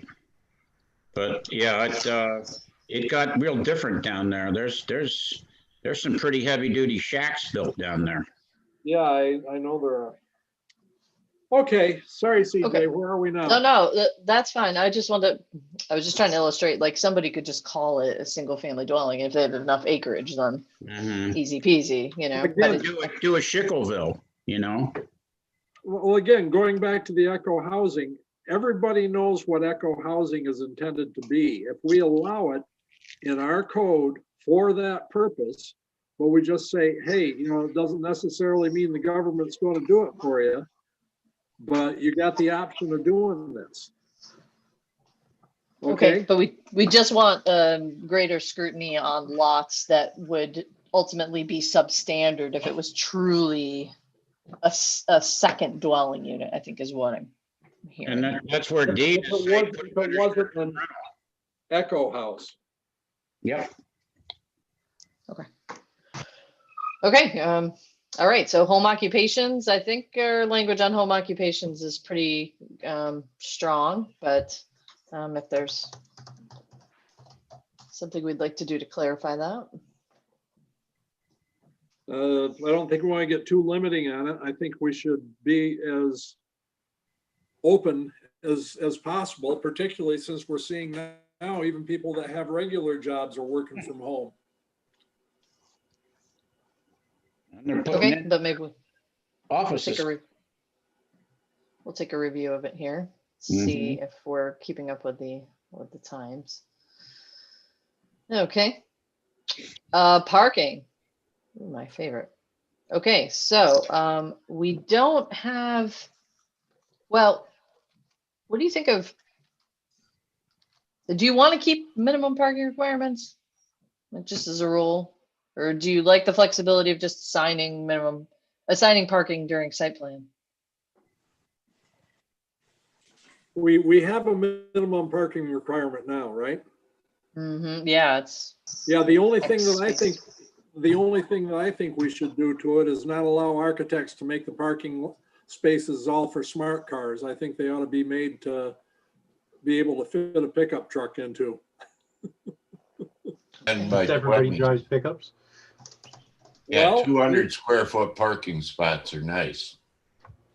Yeah, you got, whoever asked the question about everybody having a pickup, you've got to take a look at the sales figures for the last 10 years on vehicles. And more pickup trucks have been sold than sedans. You can't even buy a pickup truck nowadays. They're gone off the lots. Can't buy one anyway unless you own half a mint. I think that For fossil free, you can see it. what does everybody think about doing away with a minimum that straps us in and allowing us some flexibility at site plan? The only thing I think about is that if you don't have enough parking, people are going to park on the streets, and all of our streets are 45 or higher, or most of them. So you certainly don't want people parking on the streets. No, I agree, but we would be able to take care of that on site plan instead of having a required minimum amount of parking per square foot of building or per employee, for instance. But if somebody is like looking to develop a building, and they are with their architect and we don't have minimums, they might be squeezing out to make a bigger footprint. And then when they get to site plan and they're like, wait a minute, you only have 5 parking spots. And we think you ought to have at least 15. And then, they've spent a whole bunch of money and now they have to rework the whole thing. Just a thought. Yep, well, I agree that there are good reasons for minimums. I wonder if we want to allow ourselves a little more flexibility on it or not. That's the question. I think the other reason for minimums is the idea that you want to be able to reuse the building after whatever the initial design use is. So you don't want them to design it for a few parking spaces because we've only got 2 people that are going in this 10,000 square foot building. And then the next user has got 15 employees and suddenly you've got an issue if there's no parking. Yeah. The other thing is, how can we really honestly allow ourselves too much leeway without being seen as being arbitrary? Well, it's not like I agree with Jared. We should have some leeway. If somebody's within 1 or 2 spaces because of land restrictions, of being able to provide the parking that our minimums say, then we should say that under certain conditions, these minimum requirements may be reduced. I mean, one thing none of us likes is seas or oceans or fields of blacktop surrounding a building based on its square footage. So we would like to see, I mean, if you put in a warehouse, for instance, and you only have 3 people working there and it's all delivery by small trucks, how much do you need as far as parking is concerned? And do you need to be able to ascertain the parking for some future use that maybe would require more parking, but we don't want to see the blacktop just sit there empty. Right. So we don't have to invent this wheel. No. I think there's a building code, or there's got to be a place where this use with this number of square feet, X many parking spaces. And then if we want to send it to the ZBA after that's another question, in my opinion. I know that having designed a bunch of hotels and built them, that sometimes the lot size that you're involved in, a lot of good things get thrown under the bus because you had to have this extra parking that wasn't necessarily going to be used. And the parking spaces sometimes end up way out in left field because that's the only place you can put them.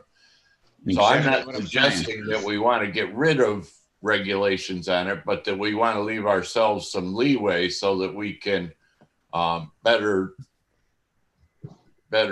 institute the plans.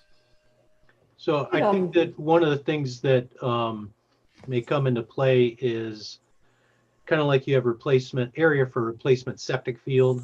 So if you have a use that comes in that doesn't need a lot of spaces, you would still have a reserve area for spaces for the next use that would require it. Yep. I like that. What do you think of the Salt Point Brewery approach? And How sketch they kind plan, of did that? That What do you think of that? overflow is on Yeah. grass or gravel. when we do sketch plan review, that's when subjects like this should be brought up or should be on the list. That any flexibility that we would allow ourselves in this would come up, it would be submitted or given to the architects during sketch plan review. And Well, if they they- are. but the- If you recall the Dollar General in South Lansing, that we asked them to do some things that they said they couldn't do because of they had to maintain a minimum number of parking spaces, which, by the way, I've never seen filled. And they had to maintain open space for replacement of the septic fields. So that was their reason for not having the only access off the side road. That's why they absolutely had to have another curb cut on the main road, which we didn't like.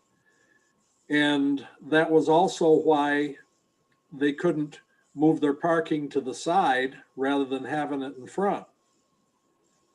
So, you know, there's a lot to what Jerry's saying, that we should have some leeway in things like that so that we can get a better handle on how things are done. But Well, and if the business is on a bus route, for example, and, you know, walking distance to a bus stop, you might not need as much parking.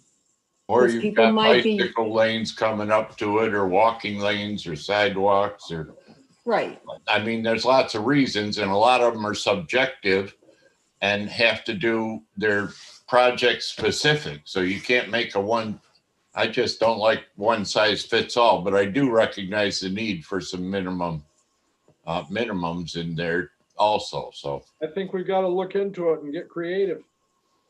think about it and discuss it. Yeah. Jerry, can I bring something else up? I Yeah. think home businesses, there should be some minimum or maximum on the parking. I know the village of Lansing in the past has had problems with home businesses, and they've had parking on the streets. There wasn't adequate parking for the use of the home business. So I think that's something that should be looked at. Yes, I Whatever- agree that you can't have, but again, I don't know how you police it. Well, wait a second. Yeah, they do require it. The zoning We do does require it. Yeah. Because we have discussed it in site plan review when people have come to us for permission for a home business in certain zones. Okay, I just, Yep, it's good to bring it to attention. I just Okay, remember talking all right, to somebody that's good. about it recently. okay. I'm just thinking more for the, some of the new, commercial, enterprises, or, I mean, the one thing we can do is, even ITE now has recommended removing minimum parking requirements. The Institute of Transportation Engineers, and just simply going by account, based on a trip generation. But, if we had done that for the bank, the trip generation numbers were so high. They were so much higher than what they had estimated. And I don't know if that's just the times or. That's because of outmoded criteria that the trip generation numbers are based on. Okay. So maybe it is good. Well, we'll look into it. Okay. So that's a good conversation here. It does say each space is required to be 9 foot by 18 feet. So maybe we're Yeah, not. it used to be 9 foot by 20 or 10 foot by 10 foot by 18. So you had 180 square feet per parking space. Because I like to build mine 10 feet by 18, so my pickup will turn into them. That's what's in the zoning right now. Now is Space between rows. now the truck is 22 feet long, so an 18-foot long parking space doesn't really suffice. Just back it in. Even my little truck overhangs most of the parking lot significant. Back it in and let the trailer hitch hang out into Yeah. the sidewalk, right? Makes good money for the knee surgeons.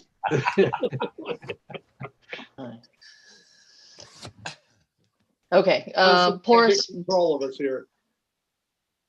all good conversation. Okay, porous pavement where appropriate. I've read and seen some issues with porous pavement, but that there are possibilities there, although my understanding is that it's not great to work with the snow and ice. Maybe that's what somebody meant. Hard to keep clean.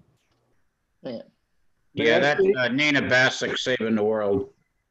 I've had a lot of experience with porous pavement in inspecting for the stormwater prevention.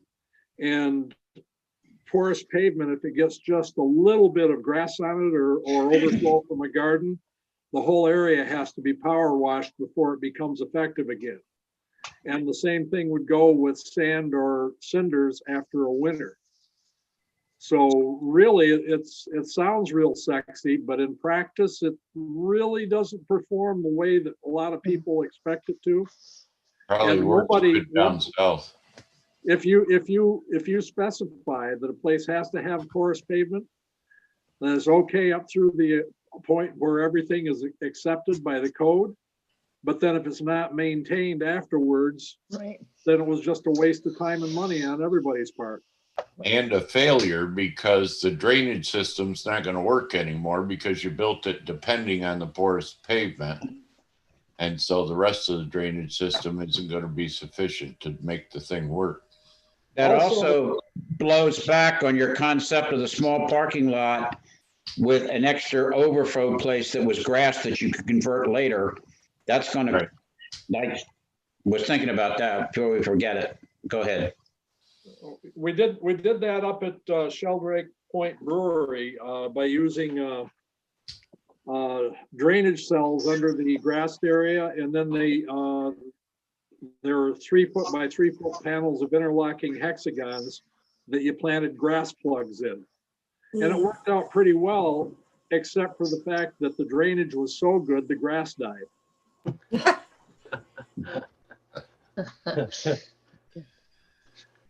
Gotta put in some sprinklers there. Number 115.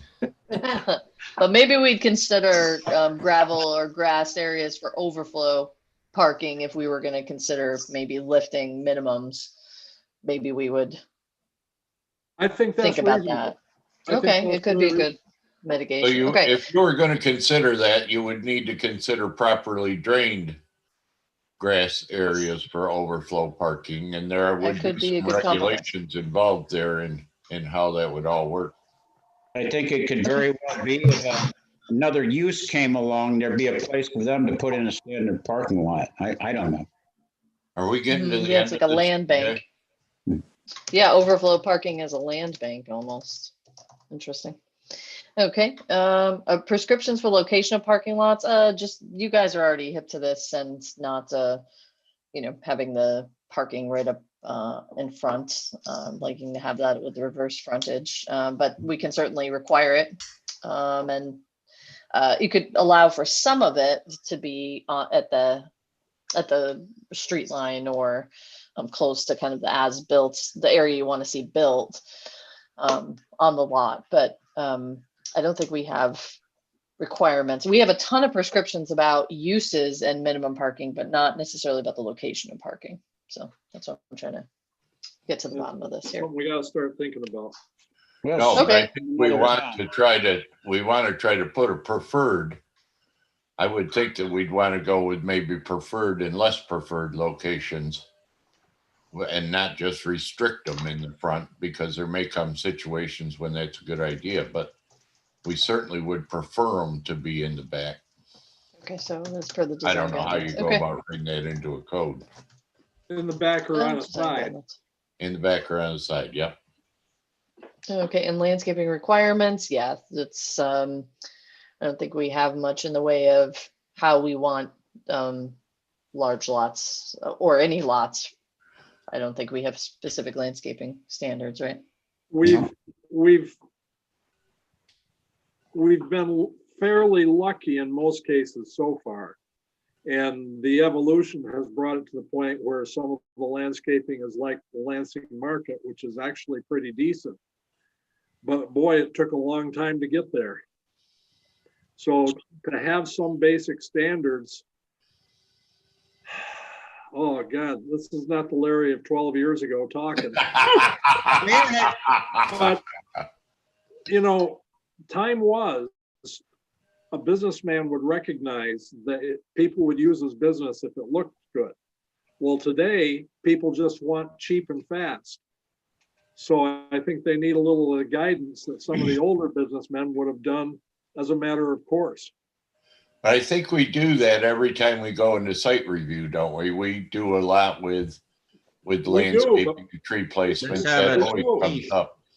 We do, but there's not enough backup for our authority to do so in the site plan review.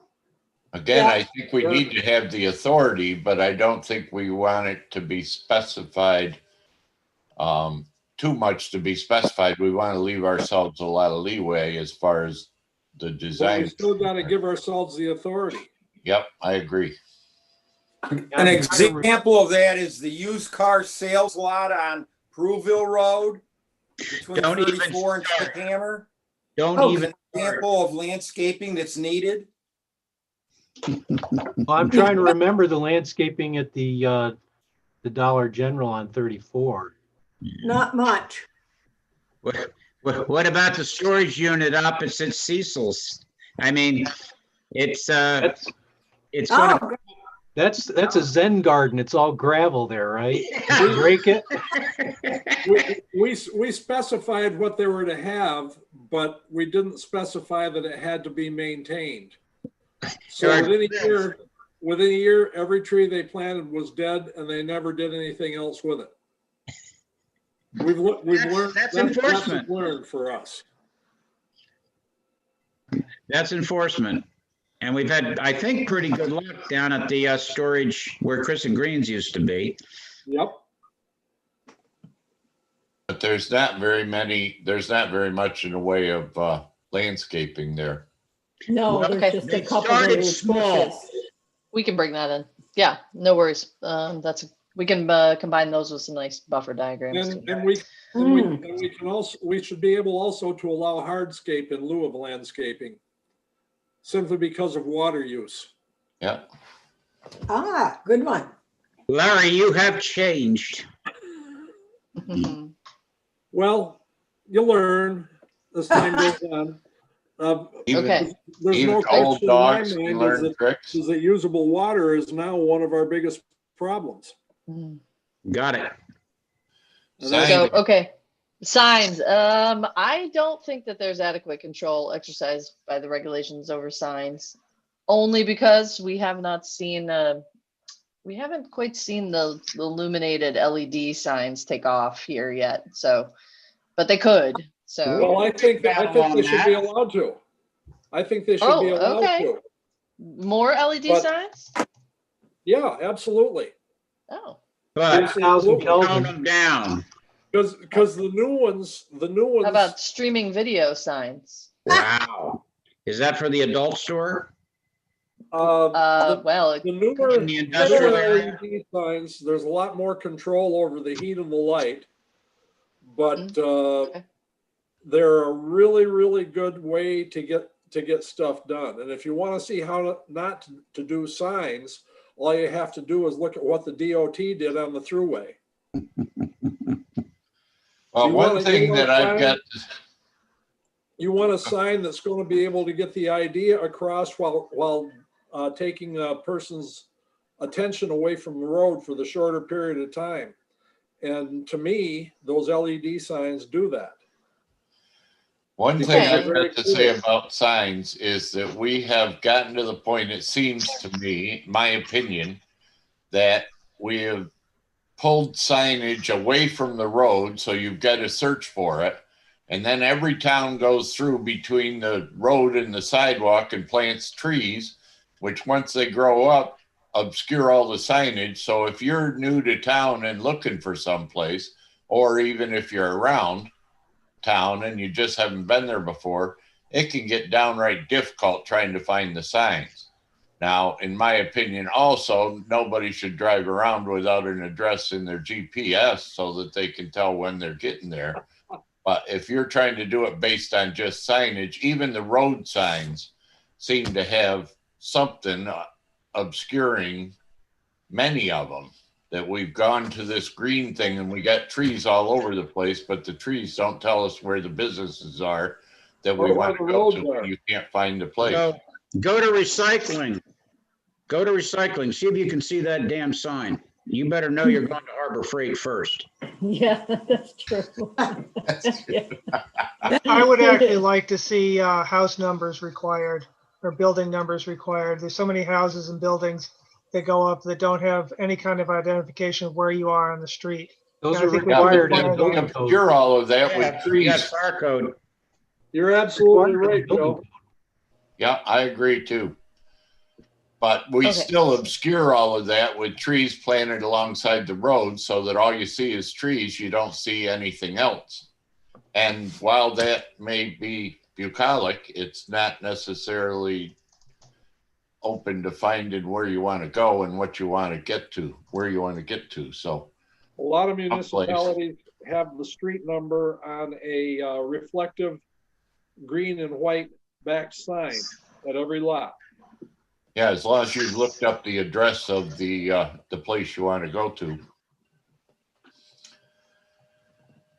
Okay, so I can I especially just, found this last week down in Florida, going down one of those 4-lane roads with traffic going all over, and you're trying to find which one of these stupid left-hand turn things you want. And you can't, I mean, as big as Lowe's and Home Depot are, they've got them all obscured by trees. So you can't tell you're even coming onto one until you buy it. And there's not enough light in the streets to see the markings on the highway.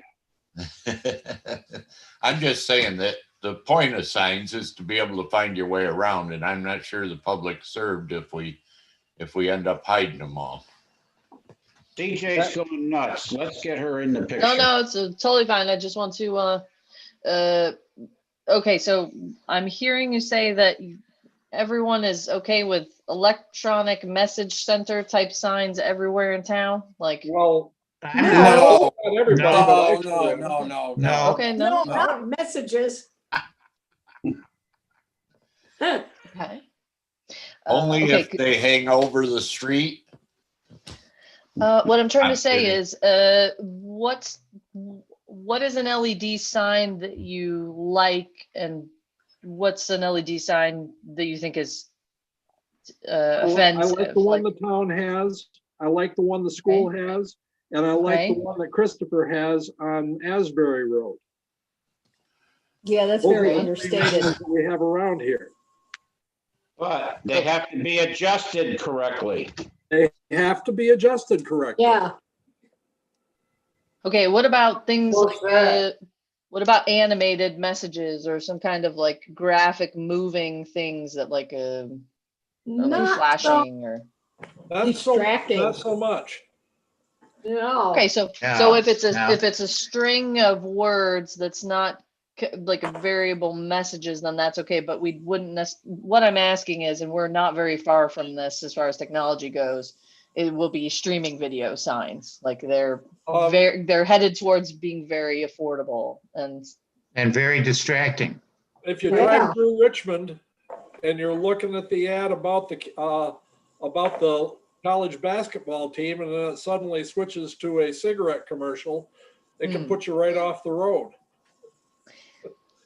okay. That's what I'm trying to say is that we Virginia. LED kind of signs that have perhaps a variable message with like time and temperature and like go Lansing and that kind of thing Yep. would be reasonable, maybe in like a solid color, but not like you know, not saying that Times Square is coming to Lansing, but you can see how electronic message centers with different types of streaming video, like you can already start to see them starting to And if it's proliferate. for a more and more. business in a mixed neighborhood, when the business closes up at night, their sign should get turned off.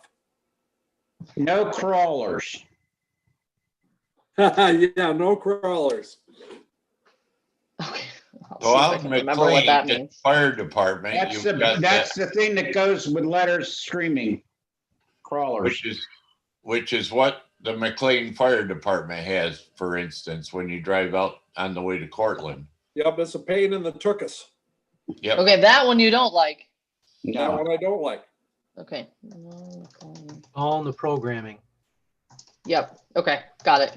But we have to articulate, does our zoning articulate that that's what we want?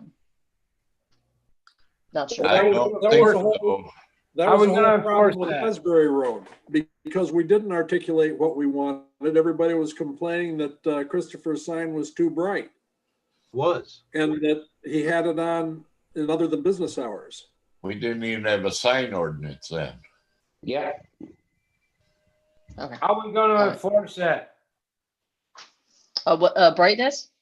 How are we gonna enforce this law or this suggestion? Specify the same thing we do with the downward lighting and also specify the hours of operation. Yeah, you can have them reduce the illumination depending on whether they're externally illuminated. You can require them to have photo cells that dim themselves, the ambient conditions. Like there's a lot of stuff out there. Yeah, Al, they can't even complain that it's too hard to do because it's all a matter of programming. All of that is regulating them, but like Doug said, how do you enforce the regulation? Shoot the goddamn sign at night. That may happen fairly often. Are you volunteering, Lynn? No, I know Signs. the people that you could find to take care of it. You want to be Signs careful. used to be fun. Lynn, just so you know, you just got us demonetized on YouTube. Yeah. Did you mean demonetized or demonized? No, demonetized because he mentioned shooting. Ah, I've been known to do it. Okay. We don't want to know that, Lynn. Jesus Christ. Yeah, no shooting out the signs. Okay, but so it sounds like there is some ambiguity in the sign regulations. Maybe just I just want to make sure we're addressing things like I could just see some kind of There is one other billboard thing. popping up. There's one other thing. I think in certain zones, the allowance of the size of the sign is too big. Second. Okay. And in other zones, it may be too small. So we ought to take a look at that too. surely Not this, having Okay, one, not There's having gotta one be some size for the whole research. town. too big for the parcel that they're sitting on, or just too big, period. Too big for the zone that they're in. If you've got a mixed neighborhood that's 50% or better residential, and all of a sudden somebody can come up at the end of your driveway and put in a 32 square foot sign, Yeah. that's Not way, this. way out. Okay. Okay. So the one size fits all doesn't work anymore. Okay. Especially during COVID when a lot of people are moving to homes. All right, we'll look at some examples here. Okay, so it's going on 8:35. Do you want to talk about the other things on the? How much more do we have left? We're on 119 and we've got 165. Dang, I was really hoping to finish this up tonight, but we're not gonna do it. So We're getting there though. CJ, I have, if you've got it on if it's in your wheelhouse tonight, I've got some commentary from people in the ag community about the setbacks for the solar thing. Okay, yeah, are we, want to move into the next agenda item here? I don't want to cut anybody off if you were enjoying Wait, the what number zoning did we audit. stop at so I can write it down? 119, 119. Thank you, everybody. That was fun. Jesus, that was fun. I love zoning. Oh, you cracked me up. Okay, so yes, a review of suggested edits to solar and wind local law. But Larry, you were gonna say something. Okay, Or You Jerry, all if you're ready, I don't want remember to that I was hijack kind of- your agenda. you all remember I was kind of leaning toward 1,000-foot setbacks. I really think that the 1,500-foot setbacks, if you take a look at some of the parcels, are way out of line. And again, I think judging by the setback, putting the setbacks between existing residential areas and the solar farms is the right thing to do. I've had some input from various members of the farm community that say, well, you know, 1,000-foot really is a bit too restrictive. They're much more happy with 500 feet. And something that we've been discussing kind of goes along in line with that. I could see 500 feet if we also specify a minimum 8-foot high berm with plantings on top of it.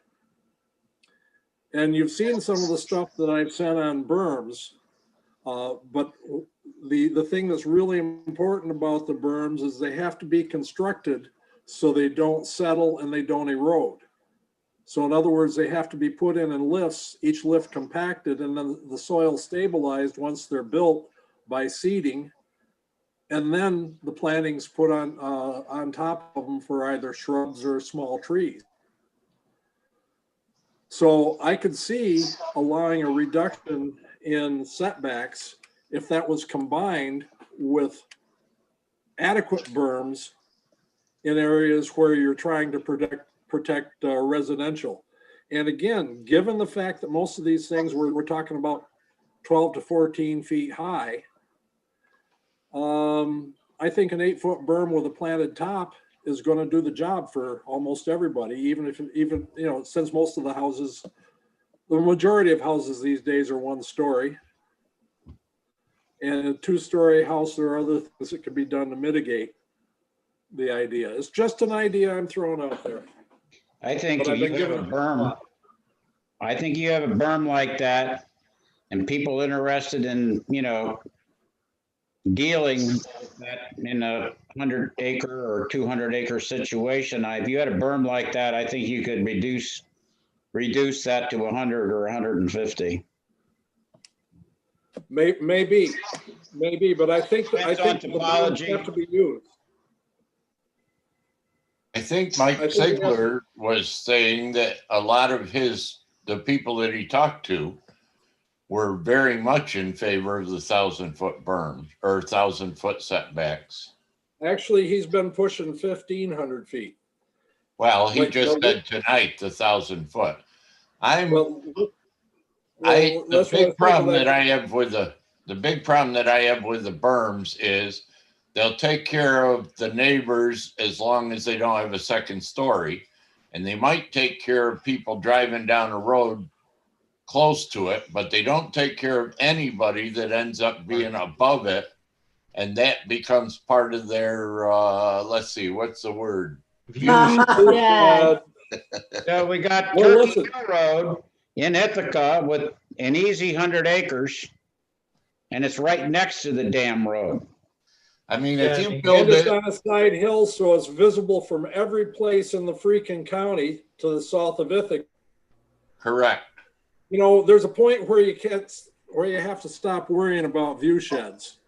When we start getting people from Trumansburg complaining what color the salt storage bins are on our side of the lake, or whether we have a 60-foot high tower hidden in the woods because they can see it from if they stand on the roof of their house across the freaking lake, some of that is just a little bit out of line.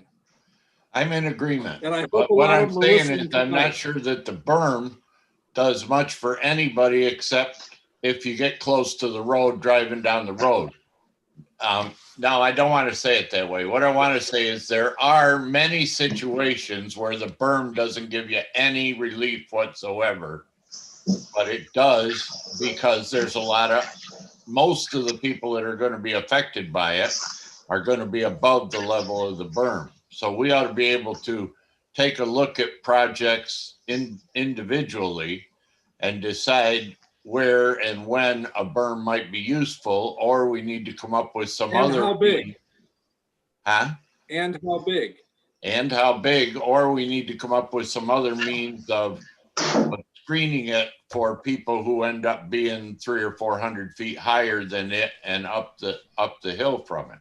I don't know how you do that, but I'm saying that it'd be nice if you could. You can't screen do in that situation. Can you put camouflage on them? I think it'd be good, but I mean, you got Article 23 and there ain't much wiggle room. Yeah. And I think you ought to do something reasonable. Here's the deal. That's my thought. We're trying to do something that is within reason in order to get Article 23 to work for us.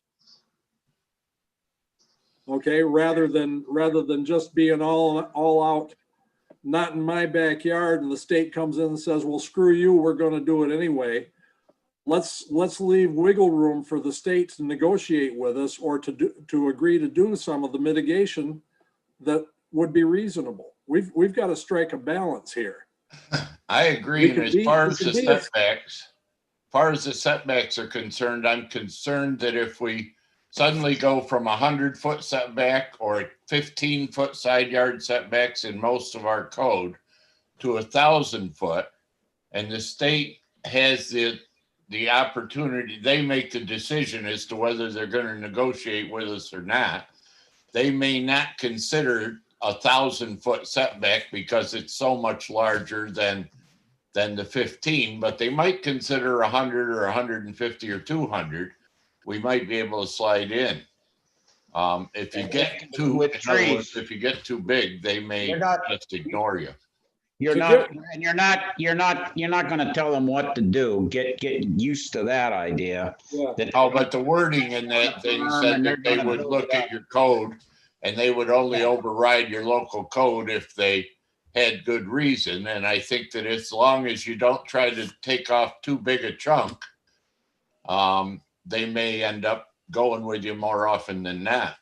I agree with that one. Now, may I make a suggestion? Anybody that wants to get a look at the scale that we're talking about with 500 feet as an example, if you drive past my house, the woods is 500 feet from the road.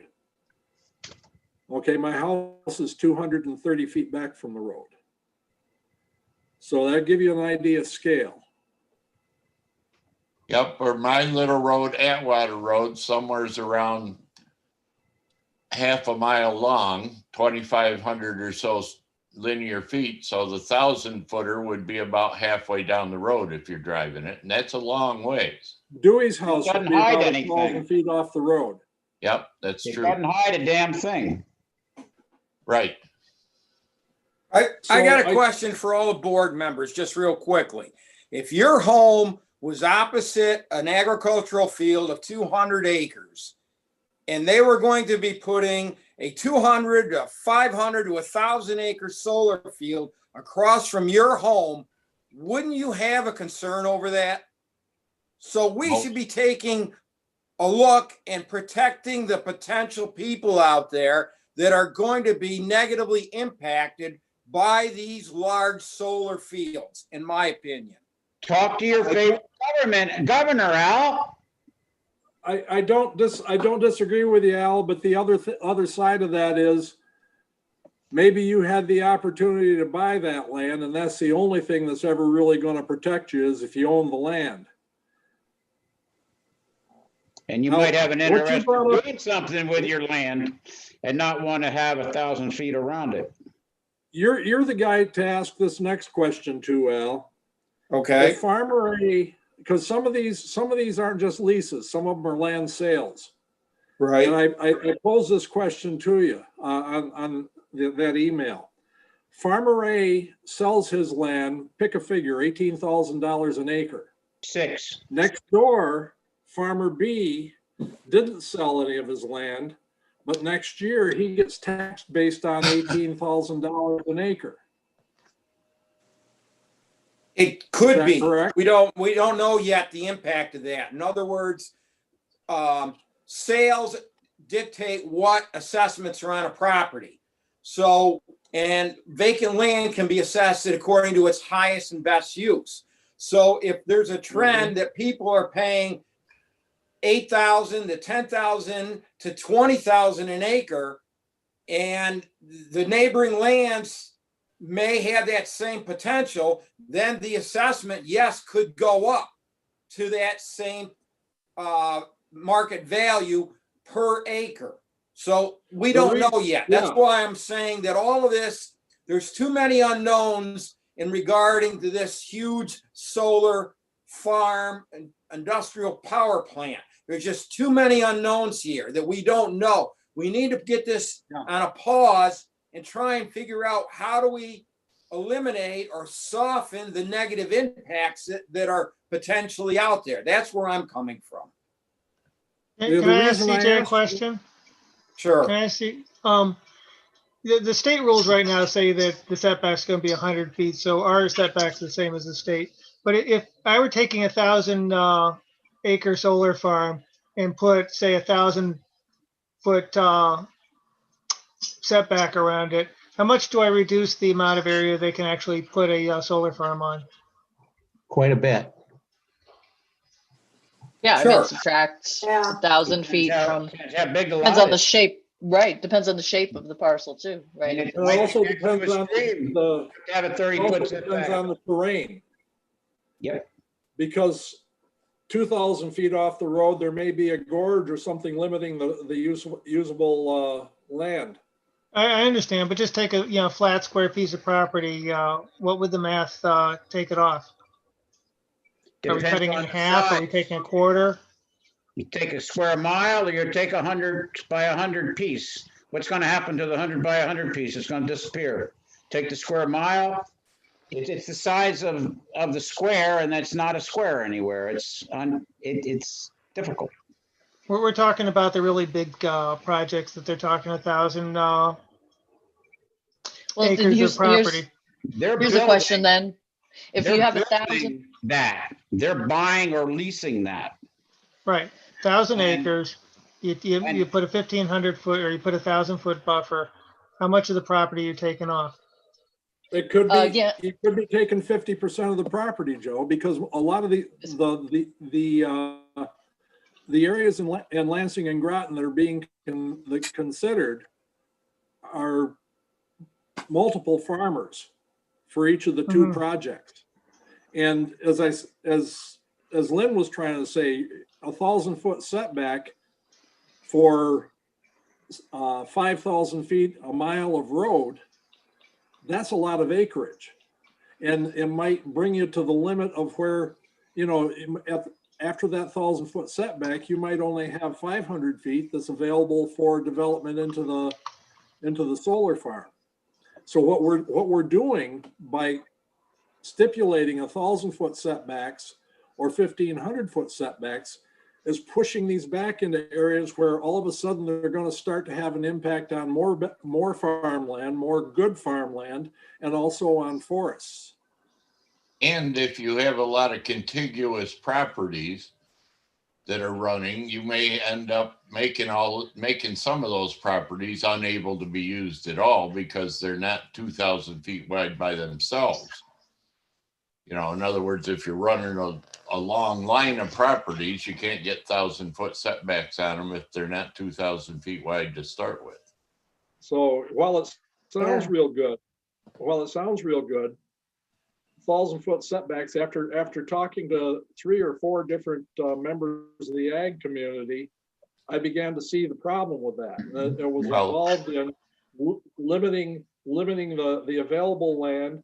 There are limitations placed by terrain, and then all of a sudden it was pushing the areas into where they'd be clear cutting more forest and stuff like that. Or And I using think you'd more of the just more be valuable asking you'd just be asking the state to override you every Yeah. single time. Yeah, be unreasonable. That's exactly what they do since they have that ability. If you have the 100 or 150 foot, you may get some of them through. Well, the Maybe 100 foot, you have the 100 foot's something the state law. Legislation. CJ, do you have something you wanted to say? Well, I was just gonna try to address Joe's comment a little bit just by taking like a sample property here, and just you know, showing you what just, you know, for instance, what 1,000 feet looks like. So let's see, let's draw a line here. So just using assessments, a handy dandy map here. Let's see. Why doesn't it want to-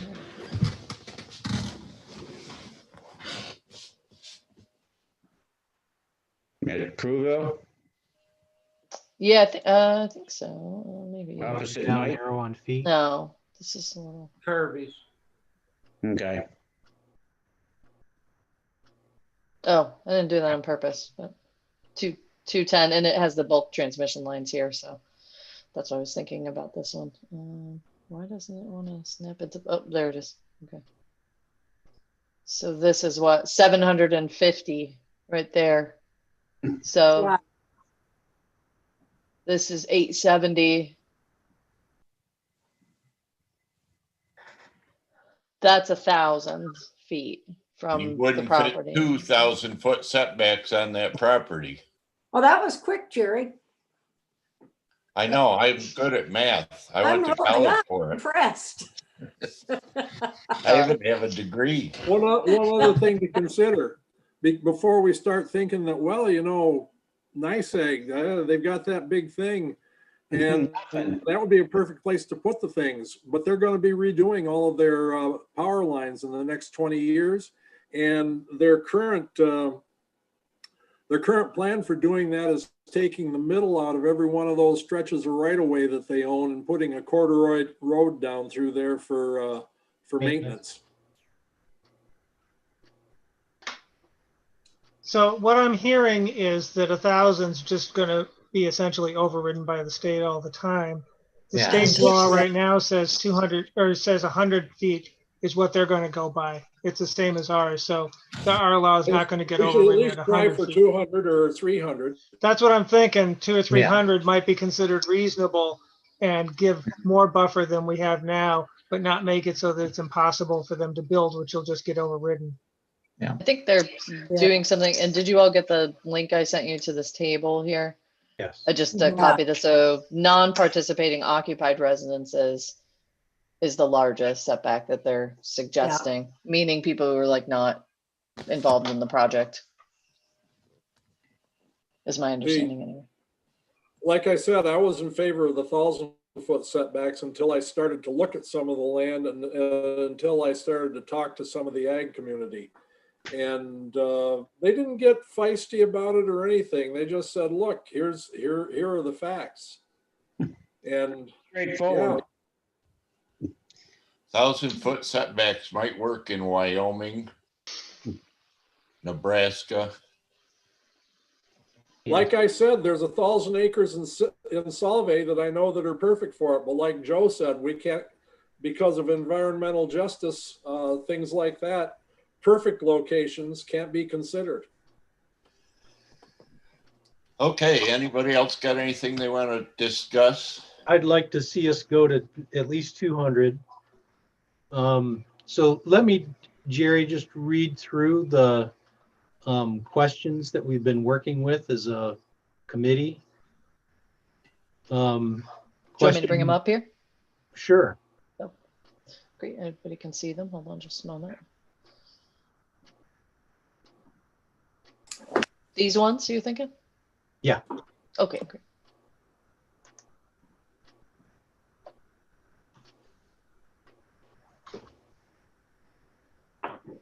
Go ahead, Dee. So how we define large scale industrial and stop saying, solar farms, because they're not solar farms, they're industrial solar. And looking at that differently than we looked at the large scale that's in our law right now, and what kind of impacts that it has on the ag lands and our community in general. And then we addressed some different issues like pollinators. We say right now up to 20%. We could change that to a minimum of 20%. Most, I think, if not all of the companies want to have total control of what's inside their fence line, and most of them don't want to have any coexisting use. I think that that's something that we should really require in our law, is that it should be open for leasing, whether it's for grazing or some kind of at least small crop production. You know, agrivoltaic principles can be up to and including truss systems that allow you to run a combine underneath the things, but that's kind of at the far extreme end. But at the existing solar farms that we see going in right now, depending on how they're configured, can certainly have berry bushes or vegetable crops put in. That's more, you know, done by hand. You could potentially do like a CSA, for instance, underneath those panels. But if you've got companies that don't want to allow for any leasing, then it really takes that land use of what's prime farmland away for whatever period of time, 25, 50, 100 years, you know, 1, 2, 3 generations. And then Can I ask a sure, quick go question? ahead. Were you thinking for height? We have a current maximum height of 18 feet for ground mounted, well, anything solar energy facilities. Mm-hmm. Would we want to increase the height? The state's No. saying 20 feet, is that right? Oh, the state is saying 20? Okay. Yeah. Ours is at 18. Well, I was just thinking about having them high enough, just with the, So that stuff could happen underneath them. just Right. thinking about those heights. I'm not, Yeah, I mean, it depends on the spacing of the trusses and what have you, but I mean, normally bridges, the standard for bridges is 14 feet.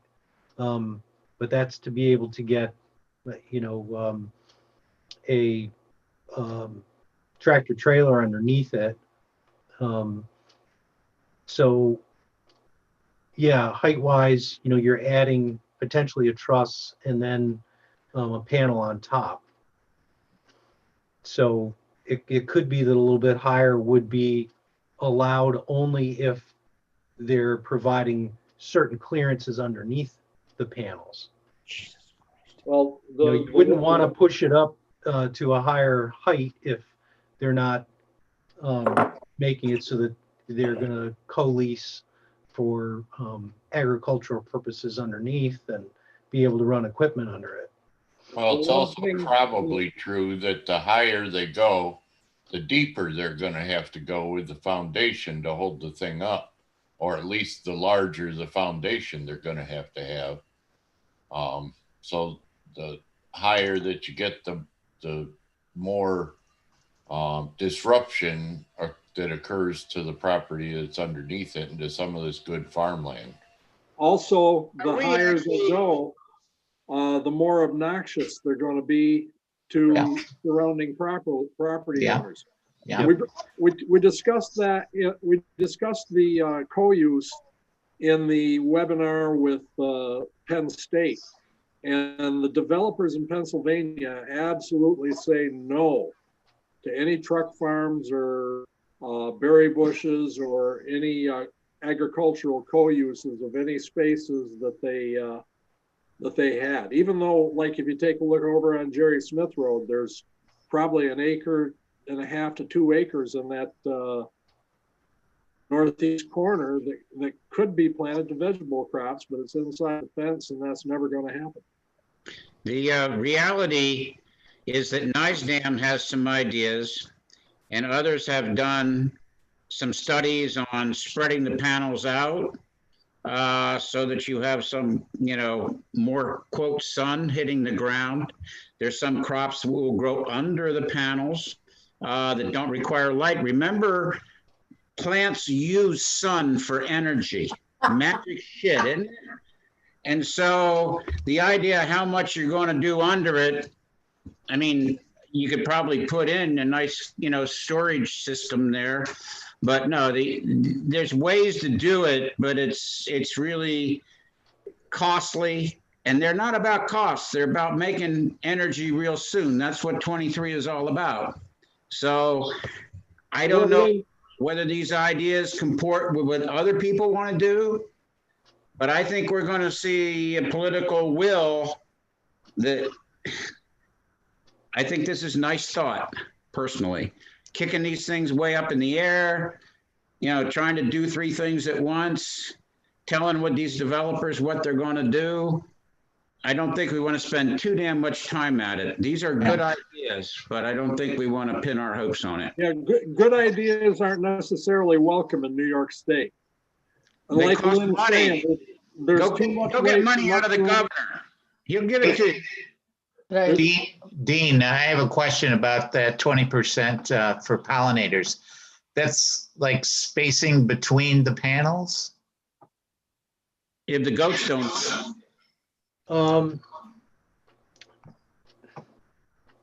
Well, right now we say up to, but we don't really set any kind of minimum at all.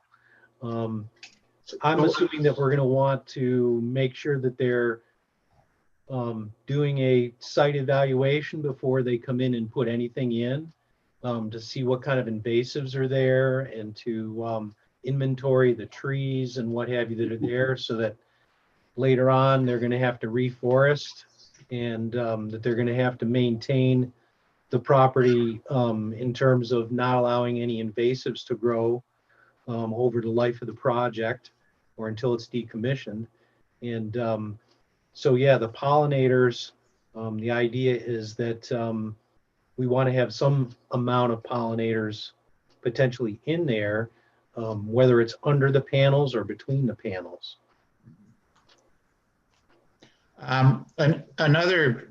This was a question that was brought up at the CAC meeting on last Thursday.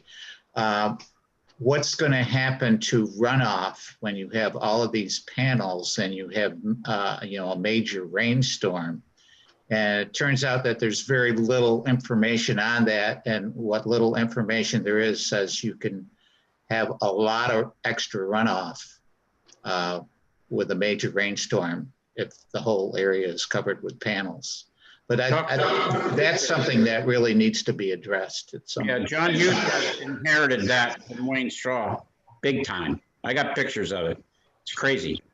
Supposed to be working better now, but. Well, they put in better stormwater finally, but they took a field that had a lot of little dimples in it, little duck ponds that would dry out and you could farm it.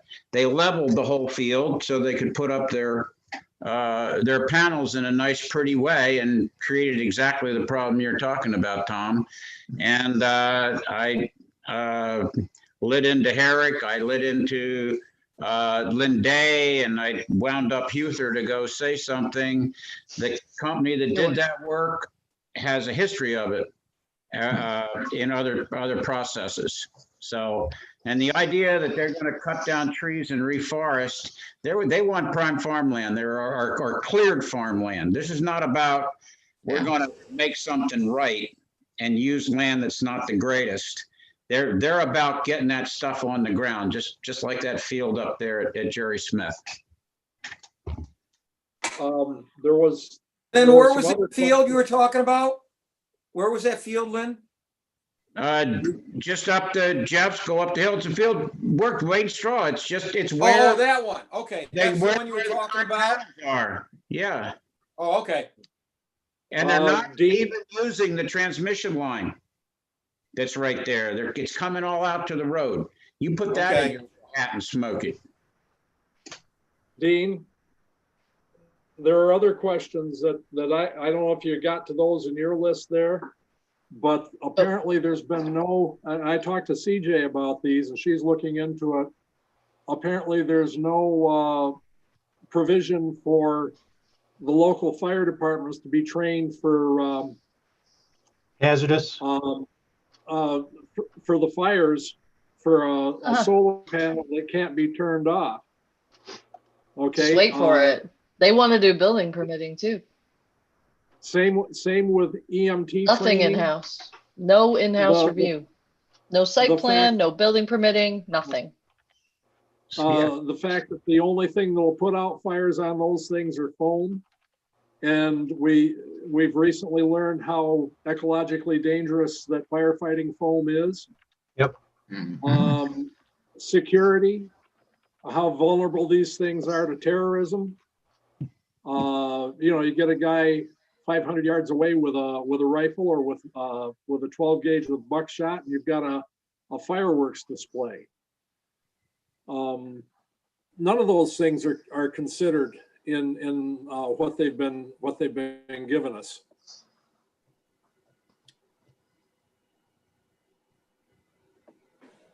Your government at work. I'm begging them basically to let us do building permitting in-house so we at least can get fire and code aware of the technical specifications of the project and have some kind of lockbox to be able to go in and be able to try to turn these things off if we have to. I think that that's totally reasonable, but I've been told over and over that ORS has the authority to issue a single permit. We did that with the one on Jerry Smith Road, the lock boxes and stuff like that, and that's all provided. The other thing is firefighting for the batteries, for the energy storage. Again, and that's what I'm saying. Very, very specific. If the town has no review, meaning they're going to handle the building permitting at OGS, just like they did with the sub-residency. Like, we didn't issue building permits for the New York State sub-residency. They do it in-house themselves, right? So if we don't have any site plan review, we have no building permitting authority, then how on earth do we know how to deal with what it would be a legitimate health and safety issue? And this is where you're getting into municipal home rule. And by the way, I've asked Guy to review the draft regulations very closely and to get comments back to me by close of business on Wednesday. And he's agreed to do so. So I'll make sure I turn those around to you as quickly as possible. And then we can talk about this again on Friday if you want. There's one more thing that just comes to mind. So we carry that to its logical conclusion and say, all right, then we refuse to put our firefighters and our EMTs in that position of danger. So what's the comeback on the town if the things get on fire and our fire department just stands there and watches the son of a gun burn? It's like Well, if we don't have the equipment to put the fire out, Because we then don't there's have the nothing we can equipment or do the anyway. training for it. Right, As a so matter there's of fact, nothing we can do. I don't think the town would have any liability in that case. The most we can do is put a cordon around it and keep people far enough away so they won't get hurt. Well, evacuate people if there's hazardous, smoke and what have you. Can't be any hazard. They burned half of California. God knows how many been burned up there. Nothing left to burn. Sons of bitches, I tell you, it's something else. Got it, CJ. Okay. Yeah, so those are my, those are some of my main comments are, I've kind of gotten the list together going here and I've been marking up the document and hope to get to the rest of that later this week. Remember, comments are due to them on Monday.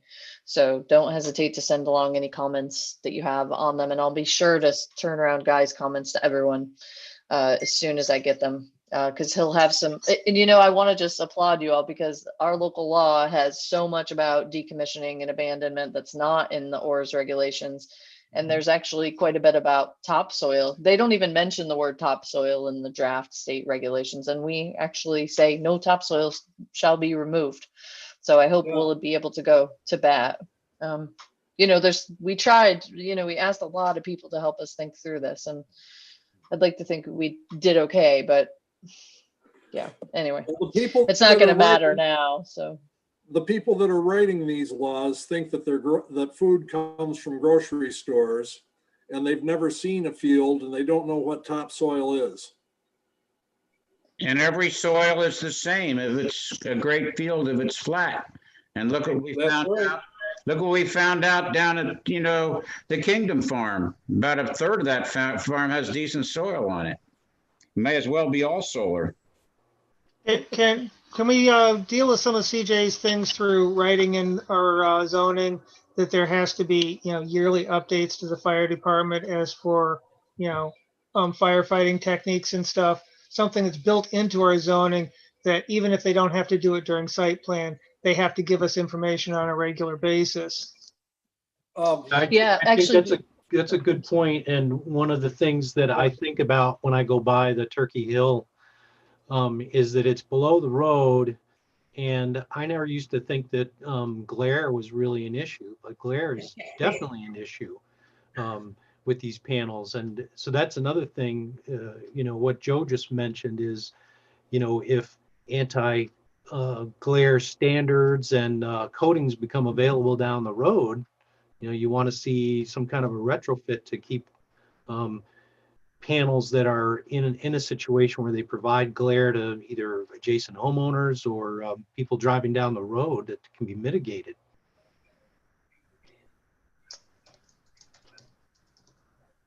I do just want to say regarding fire and safety, we did try to see some of that coming with the large scale battery energy storage. And we did include Scott Purcell and fire and code in the initial review of the local law that we worked on. And it does ask that you have to provide evidence that the development review application has been submitted to the fire chief. Not that there will need to be a development review application, of course, but with the shutoff switching diagrams and then an emergency response and fire safety compliance plan and verifying, what procedures you'll need for safe shutdown, de-energizing or isolation of equipment. I would just hope that people who are submitting these plans to the state would be required to include them. But like I said, they're in a real hurry. So we're just going to try to bring this to people's attention to just be like, hey, this is totally reasonable. I mean, this is the foundations for zoning, and the police power and municipal home rule really fundamentally rest on public health and safety. So anyway, I'll send you guys comments when I get them, and we'll do our best to turn around some cohesive comments to the Office of Renewable Energy Siting. And then if you really want to dig into the local law, I did send around a schedule of review and adoption. So if we want to start making some edits, that's great. I just figured it'll probably take a while to get back through the review cycle, and with the holidays coming, I wanted to budget enough time for that. Sorry, So. I lost everybody there for a minute. I wanted to remark on what Dean said about the glare. The Cornell solar plant there by the airport, the FAA came by and screwed us real good by saying there was no such thing as a glare problem from the solar farm, especially full of what. Well, yeah. I agree with you, but that was one where they had specific oversight and they said, no worries, folks. Yeah, on Turkey Hill, during close to sundown, the angle of the sun, you driving up the road to the north, you just get hit with a really bad glare. Oh, I agree. Running for the best pound for pound wrestler. He's 14-0 right now with an 86% bonus point percentage. All right. Have we got anything else to discuss? No. I gotta get up early. Go to Meeting is bed. adjourned. Okay, everybody, thank you so much. Thank you guys for working on this, but it's an unsurmountable problem. I hope we can make a dent. I'm afraid that we've been We will. overridden in some ways that I'm not sure is going to stand the test of time. But We'll that's do our why they're in best. such a hurry. We'll keep you posted on what we find out, right? Thank you, CJ. Well, we'll still be Yeah, working on our thanks. comments and questions. That's right. Keep them Uh, coming. We're gonna have really good comments to send to Office of Renewable Energy Siting. So keep them coming. You can just email them directly to me and I'll aggregate them all together for distribution next Monday to the Office of Renewable Energy Siting. Sandy, I forgot to ask you for an update on the Airbnb or the short-term rental thing, but we'll catch that at the next meeting. Yeah, we've been having emails back and forth. Yeah. So, yeah. Okay, put it together and we'll Quick do it at the question for next everybody. meeting. We're adjourned. Thank you. Just one question. How long is the bridge going to be out for? A year. Bridge is gonna be out, That's what I the heard. small bridge should be done by the end of this month, early next month. The other one's gonna be out for one full season. They're trying to keep it within one season. As of tomorrow, you won't be able to drive across it. Yeah, I saw the signs. Yeah. And they've got signs all over the sides of the road up here in North Lansing. Mhm. If you don't live around here, you're gonna be confused as hell. They have a sign on Putting up a Conlon toll Road booth too. Wow. Yeah, they Tom, was- you had something? Tom, did you have a question? No, no, Oh, thought I saw your hand raised. You were saying bye. I was just waving by. Okay. Bye. Okay, bye, everybody. Bye-bye. Thank you so much. Have a good week, everybody. Yeah, Good night. thank you. See you soon.